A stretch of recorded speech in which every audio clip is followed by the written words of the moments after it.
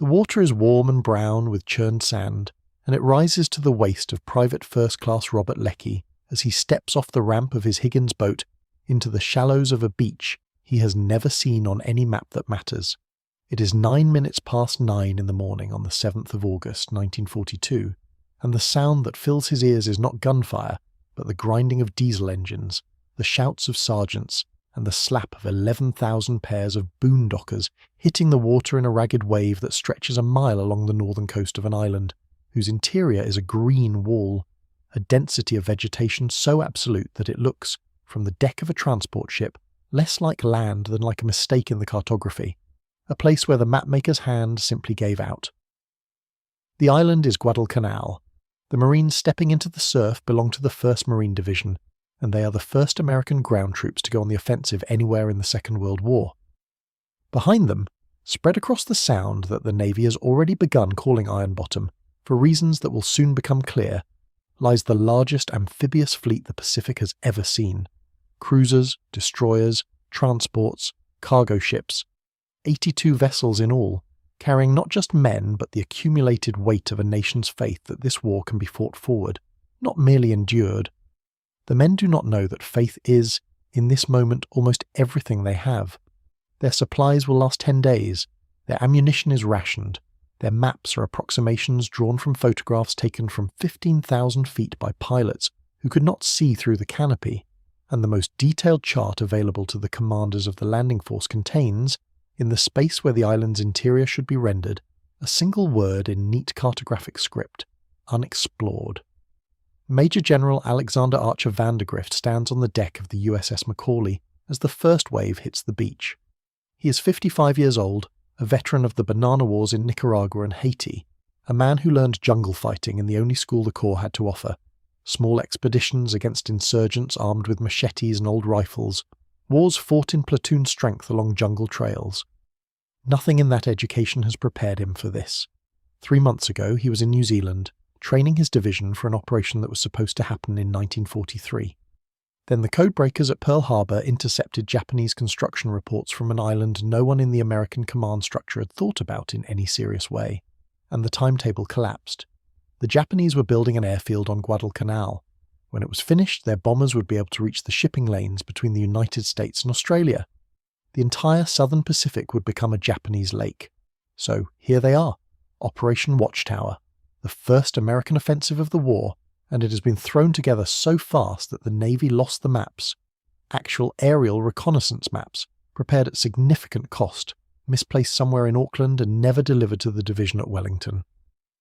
The Marines are landing with coastal charts drawn by 19th century surveyors and a single set of photographs that shows the canopy, the beach, the airfield, and nothing of what lies between. The Higgins boats are grinding ashore now along a stretch of sand that the planners have designated Beach Red. The name is arbitrary. There is nothing red about this beach except the blood that everyone expects, and that strangely is not materializing. The boats carry the 1st Marines under Colonel Clifton B. Cates and the 5th Marines under Colonel Leroy P. Hunt, 2 regiments of the 1st Division, nearly 5,000 men in the initial assault wave alone. Behind them will come support units, artillery, engineers, supplies. The plan is to move fast inland, secure the airfield at Lunga Point, and dig in before the Japanese can react.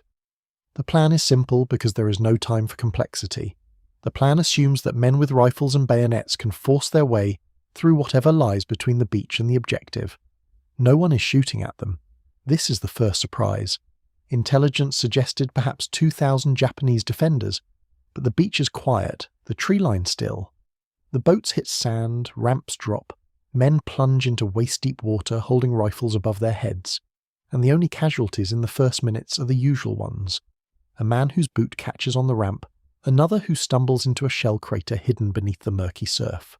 The sergeants are screaming the ancient liturgy, "Move, move, keep moving," and the line is surging forward onto dry sand, across a narrow strip of open ground, and into the first screen of vegetation. Here the second surprise: the jungle is a wall. It is not a forest, in any sense an American understands. There are no avenues between the trunks, no cathedral spaces beneath the canopy. There is only green, a vertical wall of green rising from a horizontal tangle of green, and the two planes intersect in a zone of vines, roots, fallen timber, and undergrowth so thick that a man cannot see his fire team leader 10 feet ahead. The leaves of the breadfruit trees are 2 feet across.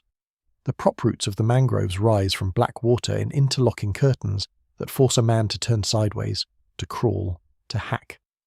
The vines, called wait-a-bit thorn by the Australians and something unprintable by the Marines within the first hour, are studded with curved spines that catch fabric, catch skin, hold a man in place while he struggles.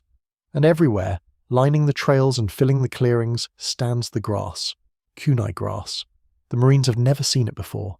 They will never forget it. It grows 8 feet high in dense stands, and its blades are edged with silica, the same compound that gives glass its cut. A man who pushes through kunai grass without protection will emerge on the other side bleeding from 100 shallow slices on his hands, his forearms, his face. But the real problem is not what it does to flesh. The real problem is what it does to steel. The M1903 Springfield rifle is a beautiful weapon, accurate to 800 yards in trained hands, and nearly every man in the 1st Division is carrying one because the new M1 Garand semi-automatic has not yet reached them in quantity. Fixed to the muzzle of the Springfield is the M1905 bayonet, 16 inches of forged steel, a blade designed for trench warfare, for the close-quarters horror of the Western Front. It is a stabbing weapon. It is built to slide between a man's ribs and find his heart. It is absolutely, catastrophically useless against kunai grass. The blade geometry is wrong. A bayonet is a thrusting instrument. To cut vegetation, you need a swinging edge, a blade that can be brought down in an arc with the full weight of the arm behind it. The length is wrong. 16 inches of blade at the end of a 43-inch rifle is a 6-foot lever. It is impossible to swing with any precision in the close quarters of the jungle, and the steel itself, hard and fine-grained and beautiful for holding an edge against European enemies, cannot hold that edge against silica. 5 minutes of cutting kunai grass and the bayonet is dull. 15 minutes and it is useless. Half an hour and you might as well be beating at the stems with a broomstick. The men discover this in the first hours. They discover it in the crawling, swearing, bleeding progress inland. They discover it when the trails marked on their inadequate maps turn out not to exist. When the clearings that looked so inviting from aerial photographs turn out to be hip-deep swamp. When every yard of forward movement must be paid for in effort that leaves them soaked in sweat, gasping for breath, and nowhere near the enemy. Colonel Cates, leading the 1st Marines inland toward Lunga Point, reports to Division Headquarters at noon that his progress is measured in hundreds of yards per hour. Colonel Hunt's 5th Marines, pushing along a parallel axis, fare no better. The Japanese have not fired a shot. The jungle has stopped the advance more effectively than a regiment of defenders ever could. This is the central problem of Guadalcanal, the problem that will define the next 6 months of fighting, the problem that no training manual has addressed because no training manual was written for this place. The American military establishment of 1942 is the inheritor of European doctrine. Its tactics assume open ground, mechanized movement, artillery support. Its equipment is designed for the hedgerows of France, the plains of Germany, the deserts of North Africa. The Pacific Theatre is supposed to be a naval war. Island hopping, yes, but the islands are supposed to be taken by bombardment and brief assault, not by men crawling through swamps with bolt-action rifles and bayonets that cannot cut grass. No one has trained for this. No one has issued the tools for this. No one has even thought about this in any systematic way, because the planning for Guadalcanal was measured in weeks rather than months, and the assumption at every level was that the Marines would seize the airfield, dig in, and let the Navy handle the rest. No one anticipated that the jungle itself would be the first and most implacable enemy. The entrenching tools are no better than the bayonets. The standard issue entrenching shovel is designed to dig fighting positions in European soil, soft loam, sandy beaches, the kind of ground that yields to a blade. Guadalcanal soil is composed of coral and volcanic rock, bound together by a root system so dense that a man needs an axe to break through it. The shovels bend, the handles break. The men are reduced to scratching at the earth with their hands, piling up loose coral in improvised parapets, digging their foxholes with helmets and bayonets, because they have nothing else. General Vandergrift receives the reports as they come in through the afternoon of August 7th. His headquarters is established now on Beach Red, a cluster of radio sets and folding tables under the inadequate shade of coconut palms. The division is ashore. There has been no significant resistance. And yet the timetable is already slipping, because moving through this terrain is an act of endurance that no planning document anticipated. The men are exhausted by nightfall. They have covered perhaps 2 miles from the beach. The airfield at Lunga Point is still ahead, and the darkness falling over Guadalcanal is absolute. A blackness so total that a man cannot see his own hand in front of his face, cannot tell friend from enemy from tree trunk. The orders come down to halt in place, to dig in as best they can, to wait for dawn. No one sleeps. The jungle is loud with sounds that the Marines have never heard, the screech of flying foxes, the crash of falling branches, the skittering of land crabs through the undergrowth. Every sound could be Japanese, every rustle could be a patrol. The men lie in their shallow holes with their useless bayonets fixed and wait for an attack that does not come. Dawn breaks on August 8th, and the division resumes its advance. The going is no easier than it was the day before. The sun rises and the jungle turns into a steam bath, the humidity so thick that a man's uniform is soaked through within an hour, the heat radiating off the leaf mould and the standing water until the temperature in the shade reaches 100 degrees, and the temperature in the sun is simply not survivable. Men begin to drop from heat exhaustion. The corpsmen move along the column with salt tablets and canteens, trying to keep the casualties low, but there are not enough corpsmen and there is not enough water, and the streams marked on the maps are either impossible to find or, when found, choked with rotting vegetation and undrinkable. But by 1600 hours on the 8th of August, late afternoon, the sun already slanting toward the volcanic ridges to the west, the lead elements of the 1st Marines break through the final screen of vegetation and emerge onto open ground. They are standing at the edge of an airfield. It is unfinished, a strip of crushed coral perhaps 2,600 feet long, hard stands for aircraft still under construction, revetments half dug, a tower of bamboo scaffolding marking the location of a planned control facility. But it is recognizably an airfield, and it is empty of Japanese. The enemy has fled. Intelligence will later piece together what happened. The 2,000 Japanese labourers and their small guard force heard the naval bombardment on the morning of the 7th, saw the transports appearing on the horizon, and retreated into the jungle toward the south coast of the island. They did not expect the Americans to come in such strength. They did not expect the Americans to come at all, not in August of 1942, not when the Japanese Empire was still surging outward across the Pacific, like a tide that could not be stopped. The airfield was supposed to be finished in secret. It was supposed to launch bombers against Australia. It was supposed to be the key that locked the southern Pacific. Now it belongs to the United States Marine Corps, and the Marines are cataloguing what they have found. The Japanese left in a hurry. That is the first thing the engineer officers notice as they walk the facility in the fading light of August 8th. They left everything. Construction equipment sits where the operators abandoned it. Bulldozers, trucks, rollers, graders. Fuel drums are stacked in neat rows along the taxiways. Ammunition cases are piled beneath palm frond shelters, and at the eastern end of the strip, where the jungle has been pushed back far enough to create a service area, there is a machine shop. The Marines who first enter the shop are not engineers. They are riflemen from the 1st Regiment, securing the perimeter, checking for Japanese stragglers. They sweep the building with their Springfields and find no one. What they find instead is a room full of machinery. Lathes, grinders, drill presses, welding equipment, hand tools on pegboards, bins of fasteners, bolts, rivets, screws, and stacked against the back wall, banded in bundles like oversized firewood, are lengths of steel bar stock. Structural steel, flat stock, round rod. The raw material of construction, abandoned in place because there was no time to load it and no trucks to carry it away. The riflemen report what they have seen and move on. They have a perimeter to secure, but word travels fast in a division, and within hours the engineers of the 1st Pioneer Battalion are walking through the captured facility with different eyes. They are not thinking about perimeters, they are thinking about what can be built. The 1st Pioneer Battalion is a specialist unit trained for construction and demolition under combat conditions. Its mission on Guadalcanal is to repair the airfield, to make it operational for American aircraft, to build the infrastructure that will turn a captured strip of coral into a functioning airbase.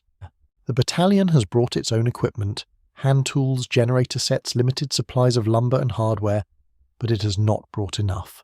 The planning was too rushed. The shipping was too limited. The assumption was that materials would come forward from the supply line once the beachhead was secure. But the supply line is not secure. Even as the engineers are walking the captured machine shop on the evening of August 8th, the Japanese are reacting. Admiral Gunichi Mikawa is leading a task force down the slot from Rabaul, 8 cruisers and destroyers racing toward the sound where the American fleet is anchored. The Battle of Savo Island will begin at 1:30 in the morning on August 9th, and when it's over, 4 Allied cruisers will be at the bottom of Iron Bottom Sound, and the transports will be fleeing northward, with half the division's supplies still in their holds. The Marines on Guadalcanal do not know this yet. On the evening of August 8th, they know only that they have taken the airfield, that the Japanese have fled, and that they are surrounded by an island that their equipment was not designed to conquer. The bayonets are dull, the entrenching tools are broken, the jungle is an unbroken wall on every side, and every patrol that ventures into it returns hours late, exhausted, bleeding from the kunai grass with nothing to show but frustration. General Vandergrift establishes his command post near the airfield on August 9th, in the same hours that the transports are withdrawing, and the scope of the Savo Island disaster is becoming clear. He is now isolated. The Navy has lost its stomach for lingering off Guadalcanal. Admiral Frank Jack Fletcher, commanding the carrier task force, has already pulled back to the south, unwilling to risk his flight decks within range of Japanese land-based bombers. The transports that escaped Savo Island are following him. The Marines are alone. They have rations for perhaps 10 days, ammunition for one serious engagement, no naval support, no air cover, no resupply schedule, and they have an airfield that must be made operational if they are to survive, because the only thing that can save them now is their own air power. Aircraft flown in from carriers, based at the strip they are already calling Henderson Field in honour of a Marine pilot killed at Midway. The engineers go to work. They go to work with captured Japanese equipment because their own equipment is still on the transports now, steaming toward New Caledonia. They go to work with Japanese bulldozers, Japanese rollers, Japanese trucks. They work around the clock, sleeping in shifts, extending the runway, grading the taxiways, building revetments for aircraft that have not yet arrived. The construction gangs are Marines from the 1st Engineer Battalion and the 1st Pioneer Battalion, and they are performing one of the less celebrated miracles of the Pacific War, turning an enemy airfield into an American one in less than 2 weeks, with no supply line and no guarantee that the next day will bring anything but Japanese bombs. But the runways are not the only problem. The patrols are still going out. The perimeter must be defended, and defending it means knowing what lies beyond it, and knowing what lies beyond it means sending men into the jungle. Every patrol that goes out comes back with the same story. The vegetation is impassable. The bayonets are useless. The men are spending more energy fighting the jungle than they could ever spend fighting Japanese. Colonel Merritt Edson is listening. He commands the amalgamated 1st Raider and 1st Parachute Battalions, 800 of the finest light infantry in the Marine Corps, trained for exactly this kind of unconventional warfare. His Raiders are volunteers, selected for physical endurance and independent thinking, equipped with lighter weapons and looser doctrine than regular infantry. They are supposed to be the division's eyes and ears, the force that can slip through enemy lines and strike where the Japanese do not expect. They cannot slip through anything.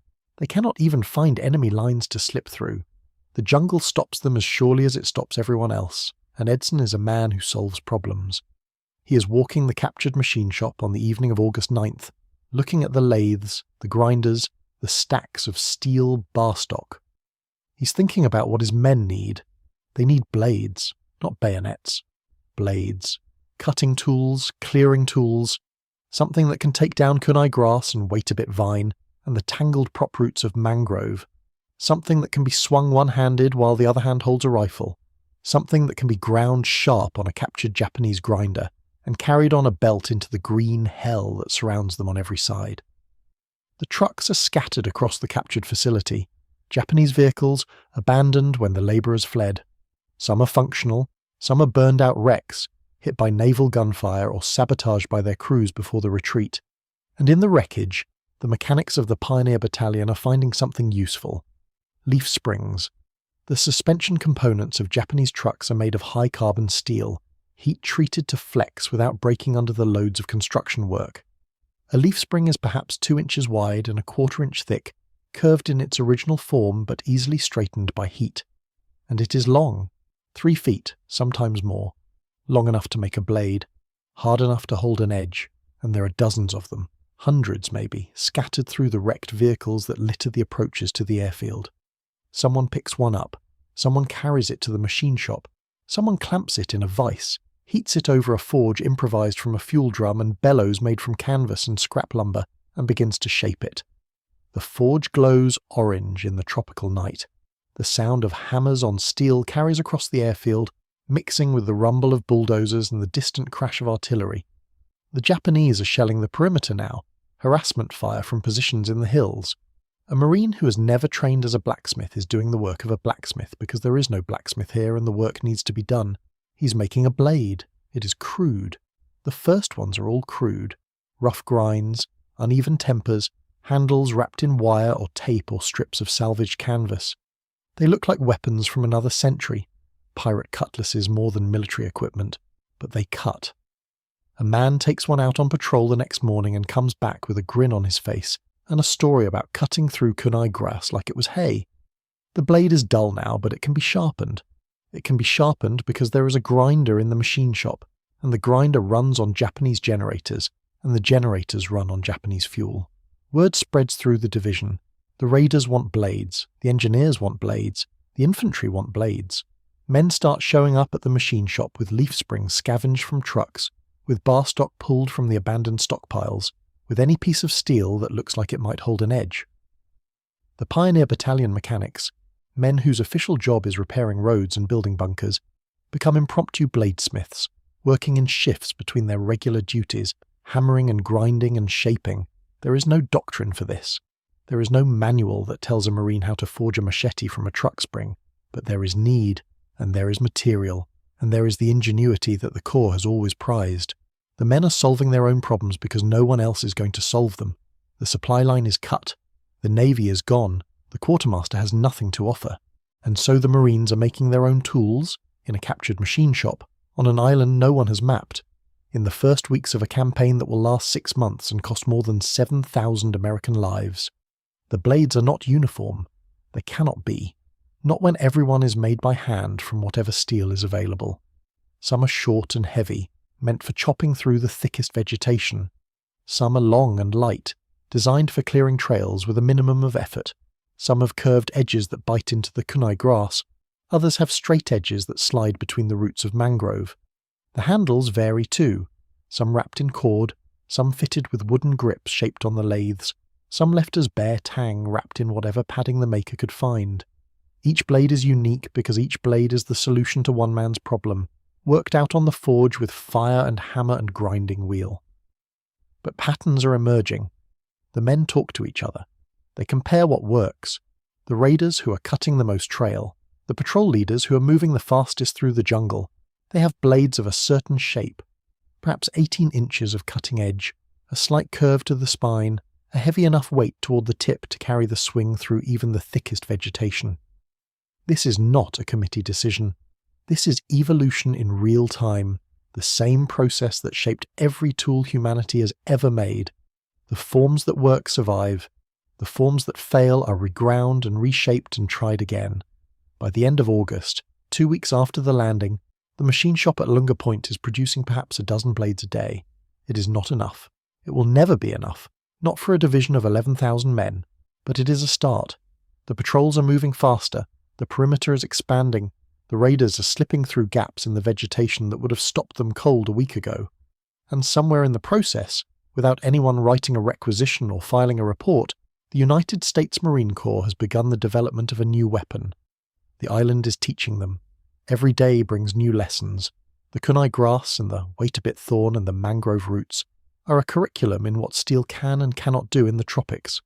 The Japanese, when the Marines finally engage them in force, will bring their own lessons. But for now, in these first weeks of August 1942, the enemy is the environment itself, and the weapon taking shape on the forge at Lunga Point is the answer that no one back in Washington could have provided. General Vandergrift does not inspect the machine shop. He has a division to command, an airfield to complete, a perimeter to hold with inadequate forces and inadequate supplies. But his staff officers notice the blades. The battalion commanders notice them. The word travels up the chain and across the channels in the informal way that Marine Corps knowledge has always travelled.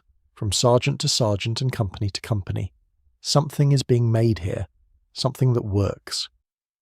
The sun sets over Guadalcanal on the 31st of August, 3 weeks and 3 days after the landing. Henderson Field is operational now. Marine aircraft flew in on the 20th, Wildcats and Dauntlesses that have already drawn Japanese blood. The perimeter is still thin, still vulnerable, but it is holding. The Navy has begun to resupply, in dribs and drabs, under constant threat of air attack. The Marines are still isolated, still outnumbered, still fighting a war for which their equipment was never designed. But in the machine shop at Lunga Point, the forge is still burning, the hammers are still ringing, and the blades are still taking shape, crude, improvised, born of necessity, and shaped by the jungle that demands them. Each one is a promise that American Marines will not be defeated by grass, by vines, by roots, by the inadequacy of their issued equipment. Each one is a lesson that the men who carry them will solve their own problems, will make their own tools, will find a way forward through whatever obstacle the Pacific places in their path. The pattern is set. What happens next? The Tasimboko raid, the nightmare on Edson's Ridge, the slow standardization of the improvised blade into something the Quartermaster Corps will finally recognize. All of that will follow from what has been made here, in these first weeks, by men who needed a tool and built one. The blade is the shape of the need. The need has a name now. Several names, in fact, though the men who carry them do not yet know they are making history with every swing. In the first days of September, as the perimeter around Henderson Field settles into something resembling a defensive line, the blades from the Lunga machine shop begin to acquire reputations of their own. Marines talk about steel the way sailors talk about ships. This one cuts clean, that one holds its edge, the one Corporal Hansen carries came off the grinder with a flaw in the spine that makes it sing when it strikes. The blades are becoming personal. They are no longer just tools. They are companions. But to understand what happens next, to understand why these improvised machetes matter beyond the immediate problem of cutting through vegetation, we must look more closely at the men who need them most. And that means looking at Merritt Edson. Colonel Merritt Austin Edson is 45 years old in the summer of 1942. He has been a Marine for more than half his life, commissioned in 1917, blooded in France and Nicaragua and China. The men call him Red Mike for the colour of his hair, though by Guadalcanal it has begun to fade toward grey. He is slight of build, quiet of voice, possessed of the kind of calm that radiates outward from a man who has already seen everything he expects to see in combat, and knows exactly what he intends to do about it. He does not raise his voice. He does not need to. When Edson gives an order, it is obeyed because the men who hear it understand that he has already calculated every angle, already anticipated every contingency, already accepted whatever cost the order might demand, including his own life. He organised the 1st Marine Raider Battalion earlier this year, handpicking officers and enlisted men for a unit designed to do what conventional Marine infantry could not. The Raiders are meant to be independent operators, capable of striking deep behind enemy lines and surviving long enough to strike again. Edson's philosophy is simple. A Raider must be self-sufficient for 72 hours of independent operations. No resupply, no reinforcement, no evacuation. Whatever a Raider carries on his back is everything he'll have until the mission is complete or the mission has killed him. This philosophy demands equipment that works, and on Guadalcanal, in September of 1942, the equipment does not work. The Raiders landed on Tulagi on August 7th, an hour before the main force hit the beaches at Guadalcanal. Tulagi is a smaller island, the former seat of British colonial administration, and the Japanese garrison there fought with a ferocity that announced exactly what kind of war this would be. The Raiders took casualties, but they took the island. They proved the concept, and then they were moved across to Guadalcanal to defend the prize that everyone had come to take, Henderson Field. Edson knows what his men need. He knows because he listens to them, because he walks their patrol routes, because he examines the tools they carry and the wounds they suffer. The M1905 bayonet is a failure. The entrenching tool is a failure. The only things that cut the jungle are the improvised blades now coming out of the Lunga machine shop, and there are not enough of them. There will never be enough of them for a division of 11,000 men. But the Raiders are not a division. They are a battalion, perhaps 800 men at full strength, and 800 blades is not an impossible number. Edson does not file a requisition. That is not how things work on Guadalcanal. Not in these first weeks when the supply chain has collapsed and the Navy is too busy fighting for survival to worry about cutting tools. Instead, he talks to the men who run the machine shop. He talks to the pioneer battalion engineers who are supervising the work. He explains what his raiders need. Blades that will cut vegetation, yes, but also blades that will serve in close combat if the jungle fighting comes to that. Heavy enough to chop, balanced enough to swing, sharp enough to kill. The engineers listen. They have been listening to everyone who comes through the shop, absorbing feedback the way good craftsmen always do. But Edson is a colonel, and Edson commands the raiders, and the raiders are about to be assigned missions that will take them deeper into the jungle than any American has yet gone. His requirements carry weight. And there is another voice in these conversations, another perspective that shapes what the blades become. His name is Jacob Vuza, and he is not a Marine at all. Sergeant Major Jacob Vuza retired from the Solomon Islands Protectorate Armed Constabulary in 1941 after 25 years of service. He is a native of these islands, born on Guadalcanal itself, and he knows the jungle the way a man knows his own body. Every path, every shortcut, every place where water can be found, and every place where death waits in the form of crocodile or snake or sucking mud. When the Americans landed, Vuza came down from the hills to offer his services. He speaks English, he knows the terrain, and he carries, as he has always carried, a bush knife. Vuza's bush knife is not a weapon issued by any military command. It is a working tool, the kind of blade that every man in the Solomons carries as a matter of daily survival. It cuts copra and clears brush and butchers the pigs that feed a village. It is heavier than a bayonet, wider, curved slightly toward the spine. It is, in other words, exactly the kind of blade the Marines need and do not have. The scouts who work with Vuza, and Vuza is attached to Edson's raiders in these early weeks, before his transfer to Carlson's 2nd Raiders, they see his knife and they understand immediately what it means. This is not a weapon designed in Washington by men who have never seen a jungle. This is a tool shaped by generations of use in exactly this environment. The handle fits the hand for a full day's cutting. The balance carries the swing through without exhausting the arm. The edge is steep enough to bite deep on the first stroke. Everything about it is right. The men at the machine shop see Vuza's knife too, or perhaps they see knives like it, carried by other Solomon Islanders who have come to work with the Americans. The influence is impossible to trace precisely. Oral tradition does not keep the kind of records that historians prefer, but the blades coming off the lunga grinder begin to change. They become less like improvised bayonets, and more like the bush knives of the Pacific Islands. The curve deepens, the weight shifts forward. The shape is learning from the people who have lived here for 10,000 years. This is how knowledge travels in a war zone, not through requisition forms and standardization committees, but through the informal networks of men who need something and find it wherever they can. A Solomon Islander carries a blade that works. A Marine sees it, copies it, adapts it. Another Marine sees the adaptation and refines it further. Within weeks, the blades of Guadalcanal have become something new, neither the bush knives of the islands nor the bayonets of American tradition, but a synthesis born of necessity. And necessity on Guadalcanal is about to become desperate. The Japanese have not given up. They have been building strength on the island ever since the Marines landed, infiltrating men and supplies through the darkness that owns the waters around Guadalcanal every night. The Tokyo Express, the Marines call it, the nightly convoys of destroyers and transports that race down the slot from Rabaul, discharge their cargoes, and vanish before dawn. The Marines can hear them sometimes, the distant thunder of naval guns as the opposing fleets grope for each other in the darkness. They can see the star shells bursting over Iron Bottom Sound, illuminating the ships locked in combat. But they cannot stop the flow of reinforcements. They do not have the naval superiority to control these waters, not yet, not with so many cruisers lying broken on the bottom of the Sound. By early September, intelligence suggests that the Japanese have landed several thousand troops on Guadalcanal. Where they are exactly, and what they intend to do, that information is harder to come by. The jungle swallows everything. Patrols vanish into the green and return with fragments of information, a trail that shows recent use, a campsite still warm, the stink of human waste that indicates occupation within the last day. The enemy is out there, somewhere in the tangle of vegetation that surrounds Henderson Field on three sides. He is massing for something.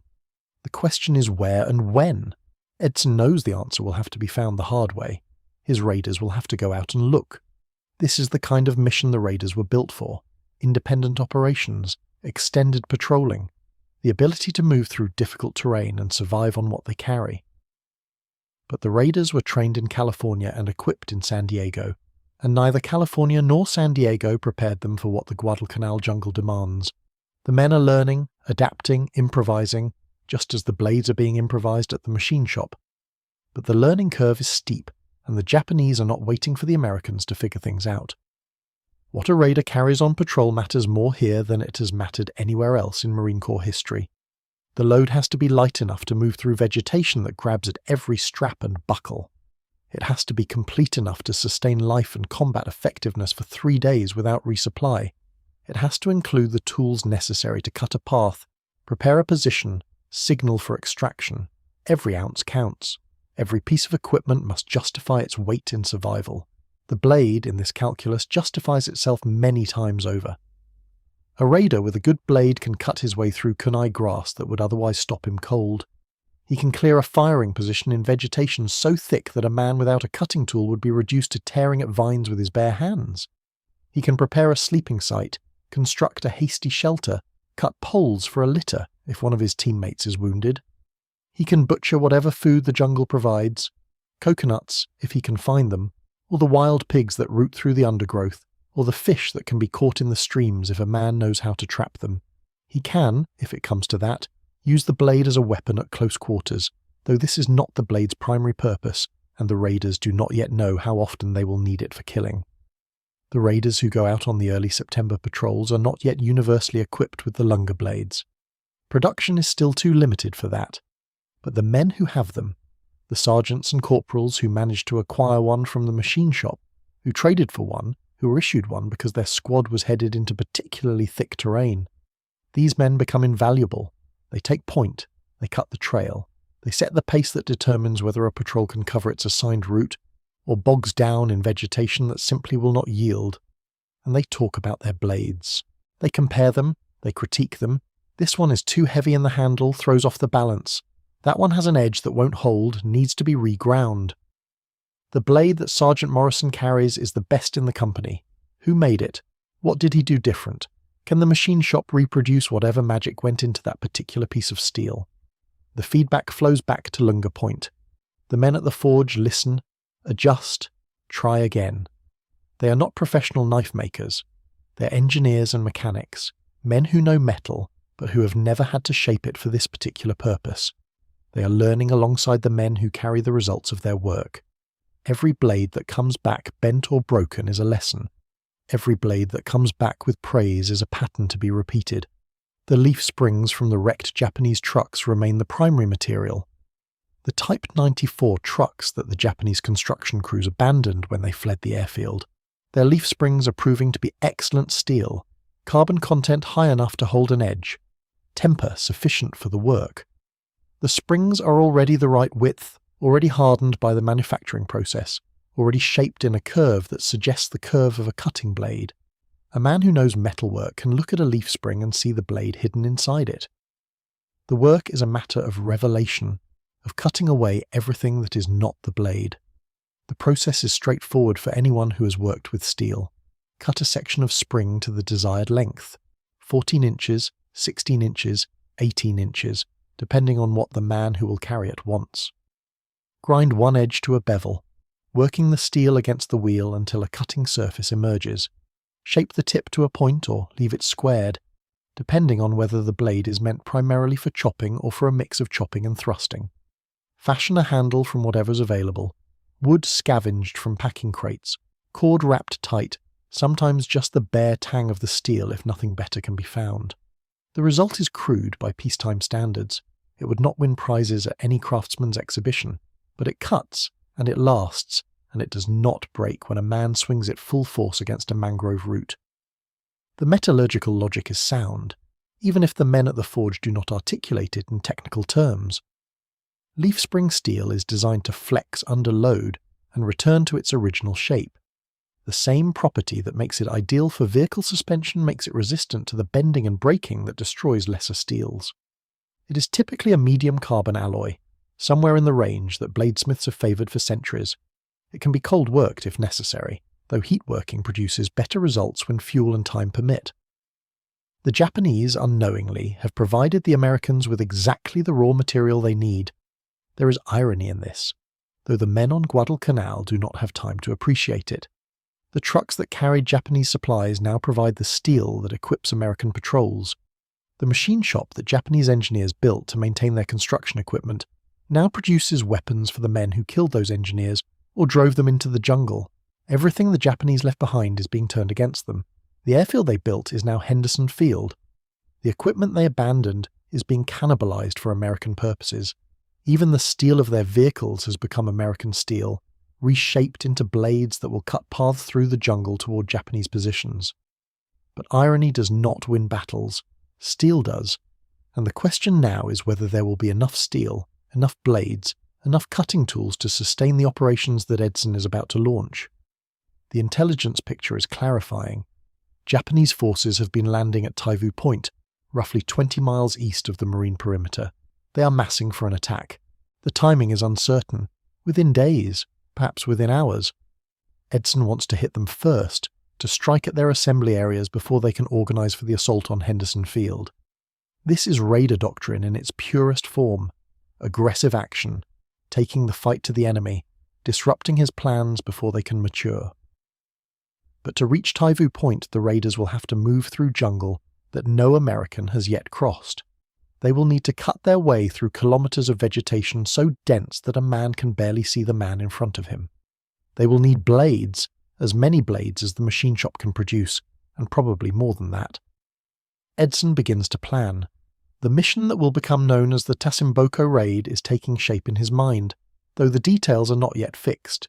He knows his men, he knows the terrain, or at least he knows it as well as anyone can know terrain that has never been mapped.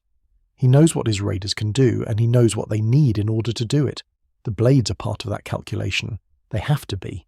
Without cutting tools, the mission is impossible. With them, it is merely dangerous. Meanwhile, at the machine shop, the work continues. The forge burns through the night, its glow visible from the perimeter when the clouds are low. The hammers ring against anvils fashioned from engine blocks. The grinders throw sparks that arc through the tropical darkness like tracer fire in miniature. The men who work here are exhausted, pushed to the limits of endurance by the same conditions that afflict every marine on Guadalcanal. They are hungry, they are sick. Malaria is beginning its slow march through the ranks, and dysentery follows close behind. They are short of sleep, short of everything except the determination to keep working. But they keep working because the blades matter, because the patrols depend on them, because somewhere out in the jungle, a marine is cutting his way toward a Japanese position, and the steel in his hand is the difference between movement and stasis, between mission success and mission failure, perhaps between life and death. Jacob Vuza understands this better than anyone. He has been out there, in the jungle that the Americans find so alien and hostile. He has moved through vegetation that would stop a marine cold, slipping along trails that his ancestors cleared, and that he navigates by instinct as much as by sight. He knows what a blade means in this environment. It is not a weapon first, it is a tool of survival. A man without a blade in the Solomon's jungle is a man who cannot feed himself, cannot shelter himself, cannot travel beyond the paths that others have cleared. He is dependent, helpless, a burden to anyone who accompanies him. Vuza has already shown what he is willing to do for the Americans. Within 2 weeks he will show it again, in a way that will become legend. On August 20th, while scouting for suspected Japanese outposts, Vuza was captured by men of the Ichiki detachment. The Japanese found the small American flag he was carrying and demanded information about American positions. Vuza refused to speak. They beat him. He refused. They tortured him. He refused. Finally, they bayoneted him, in both arms, in the throat, in the shoulder, in the face, in the stomach, and left him for dead. He was not dead. Vuza chewed through the ropes that bound him with his teeth. He crawled through the jungle, bleeding from wounds that would have killed most men, propelled by nothing except the determination to warn the Americans of what was coming. He reached American lines minutes before the Ichiki assault crashed into the Marine perimeter. His warning saved lives. His survival was miraculous, and through all of it, through the torture and the bayonets and the agonizing crawl through hostile jungle, what Vuza needed most, what might have let him escape, what might have let him cut his bonds before the Japanese could finish their work, was a blade. The Marines who hear this story, and they all hear it, because stories like this spread through a combat zone faster than any official communication, they understand something they might not have understood before. A blade is not a luxury, it is not a convenience. It is the difference between helplessness and agency, between being a victim and being a survivor. Vuza was captured because he was scouting alone, far from support, in terrain that swallowed everything. If he had been able to cut his way out, to move faster through the vegetation, to escape before the Japanese patrol found him, the story might have ended differently, or perhaps not. Perhaps he would have been captured anyway, tortured anyway, left for dead anyway. War is not a story where the right equipment guarantees survival, but the lesson stands nonetheless. In this jungle, a man needs a blade, and the blades are still being made, one at a time, at the forge at Lunga Point. Edson is thinking about Tasimboko. His raiders are resting as much as they can, preparing for what comes next. The Japanese are massing at Taivu Point, and the window for preemptive action is closing. Within days, the decision will be made. Within days, the raiders will go out into the jungle again, carrying whatever blades the machine shop can provide, cutting their way toward an enemy who does not know they're coming. The night settles over Guadalcanal, thick and hot and full of sounds that the Americans are only beginning to recognize. The jungle does not sleep. It rustles and chirps and screams with the voices of creatures that have never seen a human being, that have no concept of the war being fought beneath their canopy. Somewhere in the darkness, a Japanese patrol is moving. Somewhere else, a Marine is standing watch on the perimeter, straining his eyes against shadows that might be nothing and might be death. The clouds drift across a sky too overcast for stars. The rain begins again. The endless tropical rain that turns every foxhole into a mud pit and every trail into a stream. And at the forge at Lunga Point, the fire still burns. The hammers still fall. The grinders still spark and scream. Another blade takes shape from the steel of a Japanese truck spring, another tool of survival for men who need all the tools they can get. The need is not abstract. The need wears a face. Many faces. It is Edson planning his raid. It is Vuza recovering from wounds that should have killed him. It is every raider who will go out into the jungle carrying a blade that might save his life or take an enemy's. The need is human, specific, urgent, and the answer to that need is taking shape in fire and steel, one blade at a time, in the machine shop that the Japanese built and the Americans have claimed. September is coming, the Tasimboko raid is coming, and after that, the night on the ridge that will bear Edson's name, the night when the blades will matter in ways that no one can yet imagine. But all of that is still ahead. For now, there is only the work, the forge, the steel, the shape of necessity emerging from the fire. The morning of September 8th, 1942 arrives without ceremony. The sky is the colour of wet ash, the air already thick with the humidity that never lifts from this island. At 0430, the first of two destroyer transports, the McKean and the Manly, begin loading Edson's raiders for the run east along the coast. The men file aboard in the pre-dawn darkness, their faces indistinguishable in the gloom, their equipment clanking softly against the steel decks.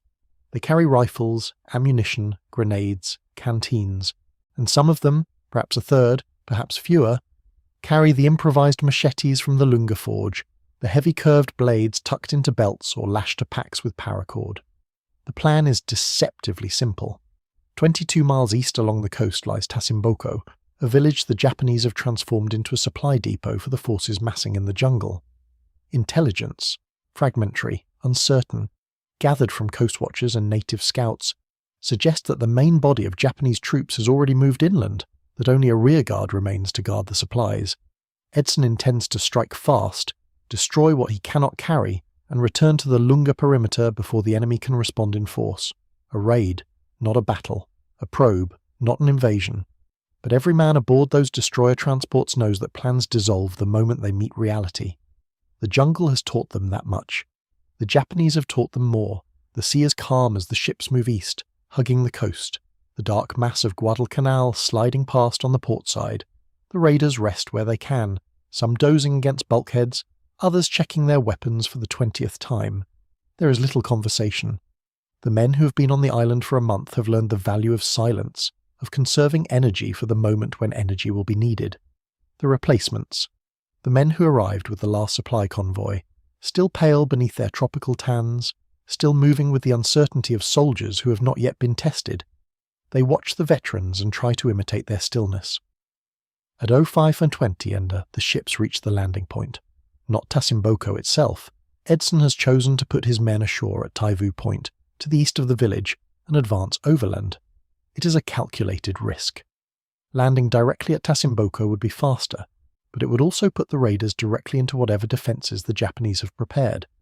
By landing at Taivu and moving west, Edson hopes to catch the enemy from an unexpected direction, to fix their attention with a frontal demonstration while sending his strongest company wide around the left flank. The Higgins boats go over the side. The raiders climb down the cargo nets, dropping into the shallow water, wading toward a beach they cannot see clearly in the grey light before dawn. The jungle is a black wall ahead of them, impenetrable, silent except for the endless chorus of insects and birds that serves as the background noise of every moment on this island. And here, in the first minutes of the Tasimboko raid, the Machetes begin to prove their worth. The beach at Taivu Point is not a beach in any conventional sense. It is a narrow strip of coral and volcanic sand, perhaps 20 yards wide, backed immediately by vegetation so dense that a man cannot see 5 feet into it. The scouting reports were accurate on this point. The jungle comes down to the water's edge, and there is no natural path inland. The raiders must cut their way through. The men with improvised blades move forward first. The heavy curved edges, 18 inches of leaf spring steel, hand ground on the Japanese pedestal grinder, wrapped in wire or paracord for grip, bite into the vegetation with a sound that is almost musical. The kunai grass, the same silica-edged grass that destroyed Emkin Sinsin 05 bayonets in the first days of the campaign, parts cleanly under these strokes. The vines that would have snagged and tangled a thrusting bayonet are severed with single cuts. The mangrove roots that rise like skeletal fingers from the swampy ground are hacked aside. Behind the machete men, the raiders with only bayonets struggle to keep up. Their blades, designed for close combat against human flesh, are wrong in every dimension for this work. The stabbing motion that is instinctive to a bayonet-trained marine is worse than useless against vegetation. It tangles, it catches, it exhausts the arm without accomplishing anything. The men who try to use their bayonets as improvised machetes find the blades dulling within minutes, the edge that was sharp enough to slice skin now scraping uselessly against stems thick as a man's wrist. The contrast is immediate, visible, undeniable. The raiders with improvised blades move through the jungle at something approaching walking pace. The raiders without them move at a crawl, fighting every step, burning energy they cannot afford to burn. Lieutenant Colonel Samuel Griffith, Edson's executive officer, is moving with Company A on the left flank, swinging wide through the coastal vegetation to approach Tasimboko from an angle the Japanese will not expect. The men of Company A have been equipped with a higher proportion of the improvised blades. Edson has prioritized the flanking force, understanding that they will face the densest vegetation and the longest approach. As Griffith's men push west through the jungle, they are able to maintain something close to formation, the machete men rotating to the front in shifts, each man cutting for 10 or 15 minutes before falling back to let another take the lead. The heat rises as the sun clears the horizon. The humidity, already oppressive, becomes suffocating. Sweat soaks through every uniform, every pack strap, every piece of equipment. The men drink from their canteens sparingly, knowing that they may be in the jungle for hours, knowing that there is no resupply coming. The insects find them immediately, mosquitoes, flies, crawling things that burrow into exposed skin and raise welts that will itch for days. The raiders ignore them. They have learned to ignore everything except the mission and the man ahead of them. As the flanking force moves west, the frontal companies begin their demonstration. The sound of gunfire crackles through the jungle. Rifles, then the heavier bark of a machine gun. The Japanese rear guard, whatever its actual strength, is engaging. The plan is working, at least in its broad strokes. The enemy's attention is fixed on the obvious threat while Griffith's men swing around to strike from an unexpected angle. And then they find the first evidence of what the Japanese have been doing at Tasimboko. The life preservers appear first, more than 1,000 of them, arranged in neat rows beneath the jungle canopy, stacked and organized with the meticulous precision that characterizes Japanese logistics. The raiders stare at them for a long moment, trying to comprehend what they are seeing. 1,000 life preservers means 1,000 reinforcements expected, 1,000 men who will be landing somewhere along this coast, 1,000 more enemies to fight in the days and weeks ahead. But there is no time to dwell on implications. The mission is immediate. Find the supply base, destroy what cannot be carried, return to the perimeter. The raiders push on. The foxholes come next. Dozens of them, dug with careful attention to fields of fire positioned to defend approaches that the Japanese clearly expect to use. Some of the foxholes are occupied by Japanese soldiers who emerge firing, who die quickly under concentrated raider fire. Others are empty, their occupants elsewhere in the jungle, perhaps moving toward the sound of the frontal demonstration, perhaps waiting in ambush along paths the raiders have not yet discovered. The anti-tank guns appear almost casually, 3 37mm pieces positioned at the edge of a clearing, their crews absent, their ammunition stacked neatly beside them. The raiders disable the guns with grenades, not wanting to waste time on demolition charges that might be needed later. The explosions echo through the jungle, announcing to anyone within a mile that the Americans are here and that they are destroying everything they find. By Yo 800, the flanking force has reached the outskirts of Tasimboko village. The frontal companies, pressing forward against weakening resistance, are converging from the east. The Japanese rearguard, perhaps 300 men, perhaps fewer, is falling back, fighting a delaying action that will allow them to escape into the jungle while the raiders are occupied with the supply base. What the raiders find in Tasimboko exceeds every expectation. The village has been transformed into a logistics hub that could support an army. Stockpiles of rice and canned goods rise in pyramids beneath improvised shelters. Ammunition crates, stacked by caliber and type, fill a warehouse that the Japanese have constructed from local timber. Medical supplies, bandages, morphine, surgical instruments are arranged with hospital-grade organization in another building. And in the center of the village, in a structure that appears to have been the administrative headquarters, there is a shortwave radio powerful enough to communicate with Rabaul, with Truk, with Tokyo itself. The intelligence value is immense. The documents scattered throughout the headquarters, maps, orders, troop rosters, supply manifests, will tell the Americans exactly what they are facing on this island. The material value is equally significant. Food to feed hungry Marines, ammunition to arm them, medical supplies to treat their wounded. Everything that the truncated supply situation at the Lunga perimeter has made precious is here in abundance. But Edson knows he cannot hold this position. The main body of Japanese troops, the force that has been massing in the jungle, the force that these supplies were meant to feed and arm, could return at any hour. The raiders do not have the numbers to fight a defensive action against a superior force in unfamiliar terrain. They must take what they can carry, destroy what they cannot, and withdraw. The work of destruction begins. And here, again, the machetes prove essential, not for combat, but for the practical work of demolition and salvage. The crates of ammunition are too heavy to carry intact. The raiders use their blades to pry them open, selecting the calibers that are compatible with American weapons, leaving the rest for destruction. The medical supplies are sorted quickly, the most valuable items stuffed into packs and pockets, the remainder doused with fuel and set ablaze. The documents are gathered by intelligence personnel who have been attached to the raiding force specifically for this purpose. They know what to look for, and they take everything that might have value. The food presents a particular challenge. There is far more than the raiders can possibly carry, tons of rice, crates of canned goods, preserved fish and vegetables and fruits. The Marines load their packs with as much as they can manage, but most of it will have to burn. Some of the men, remembering the short rations at the perimeter, the endless meals of captured Japanese rice and little else, are visibly pained by the waste. But there is no alternative. What the raiders cannot take, the Japanese cannot be allowed to use. The fires begin around 900. Smoke rises above the jungle canopy, a black column that will be visible for miles, that will announce to every Japanese soldier on the island that something has happened at Tasimboko. Edson is already organizing the withdrawal. The wounded, 2 dead, 6 who will need to be carried, are loaded onto improvised stretchers. The captured supplies are distributed among the able-bodied. The documents are secured in waterproof bags, and then, as the raiders begin their movement back toward the landing point, an order arrives from division headquarters.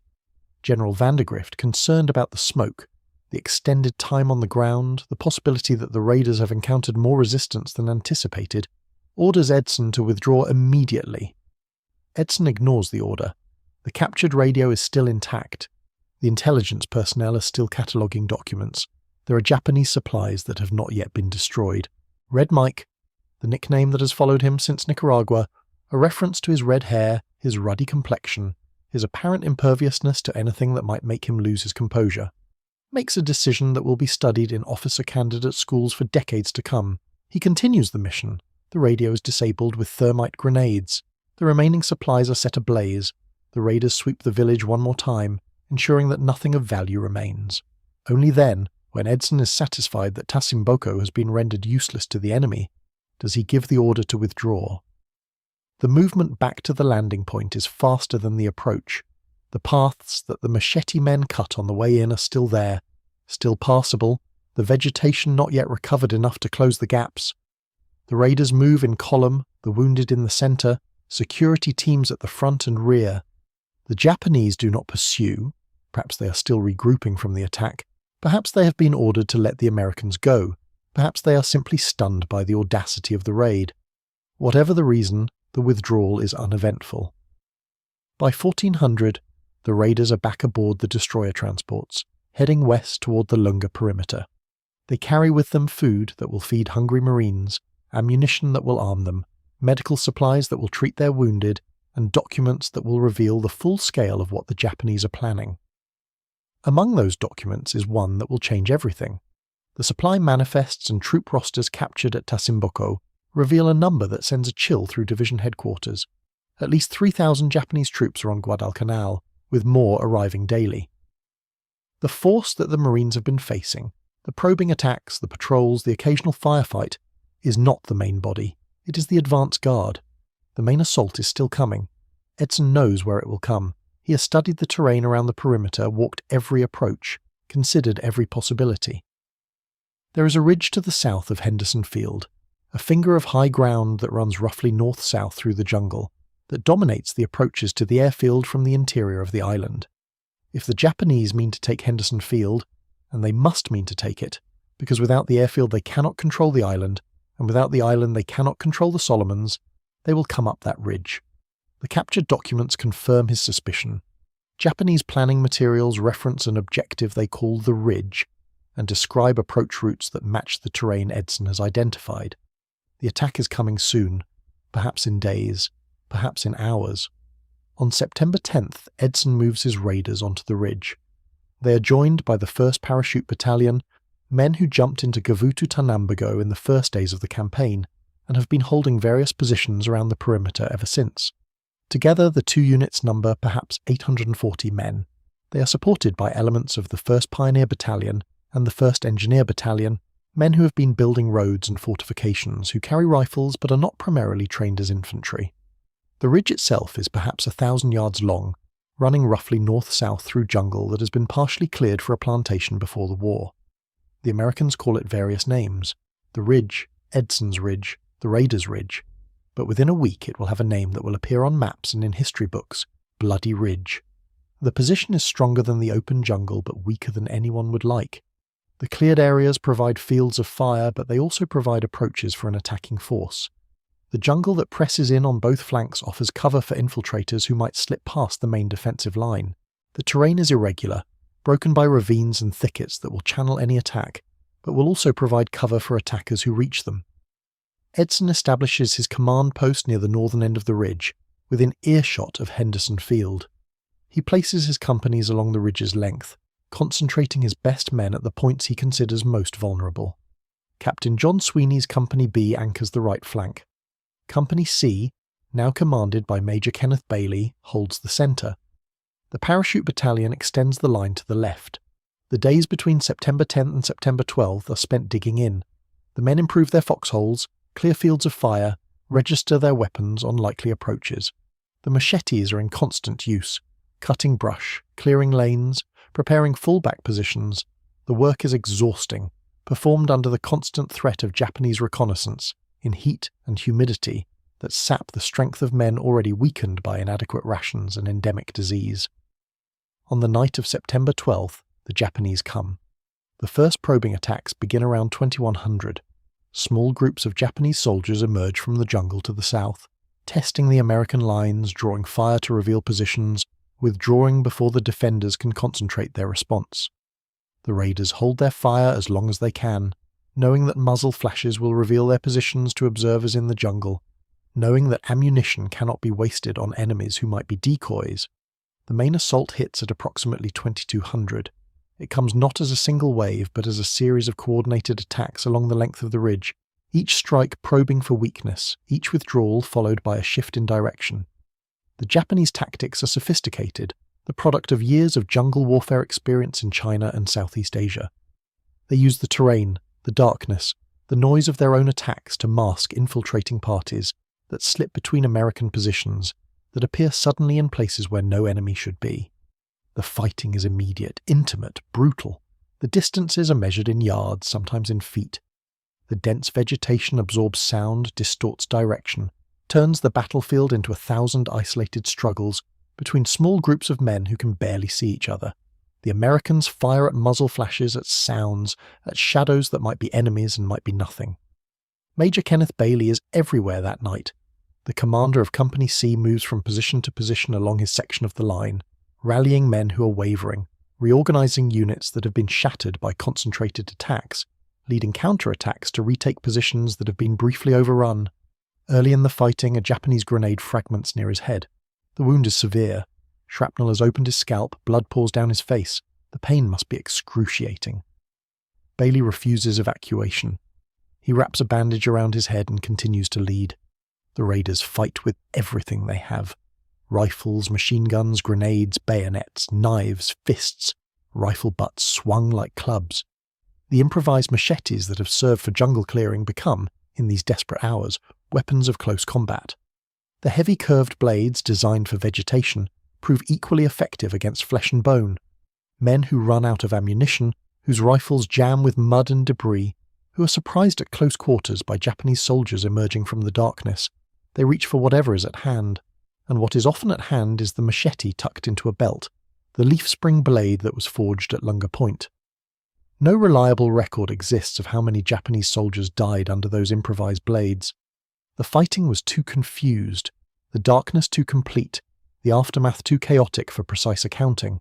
But the stories that circulate afterward, stories that the survivors tell and retell for the rest of their lives, suggest that the machetes earned their place that night. A raider pinned in his foxhole, his rifle empty, reaching for the blade at his hip as a Japanese soldier leaped down at him. A machine gun crew overrun, the survivors fighting hand to hand with their attackers until relief arrived. Men who carried the same blade they had used to cut brush that afternoon, using it now to cut a path through enemies who would not stop coming. The first night is the worst, but it is not the last. The Japanese withdraw before dawn on September 13th, leaving their dead in windows before the American positions. The raiders count bodies, redistribute ammunition, tend to their wounded. They have held the ridge, but they know the enemy will return.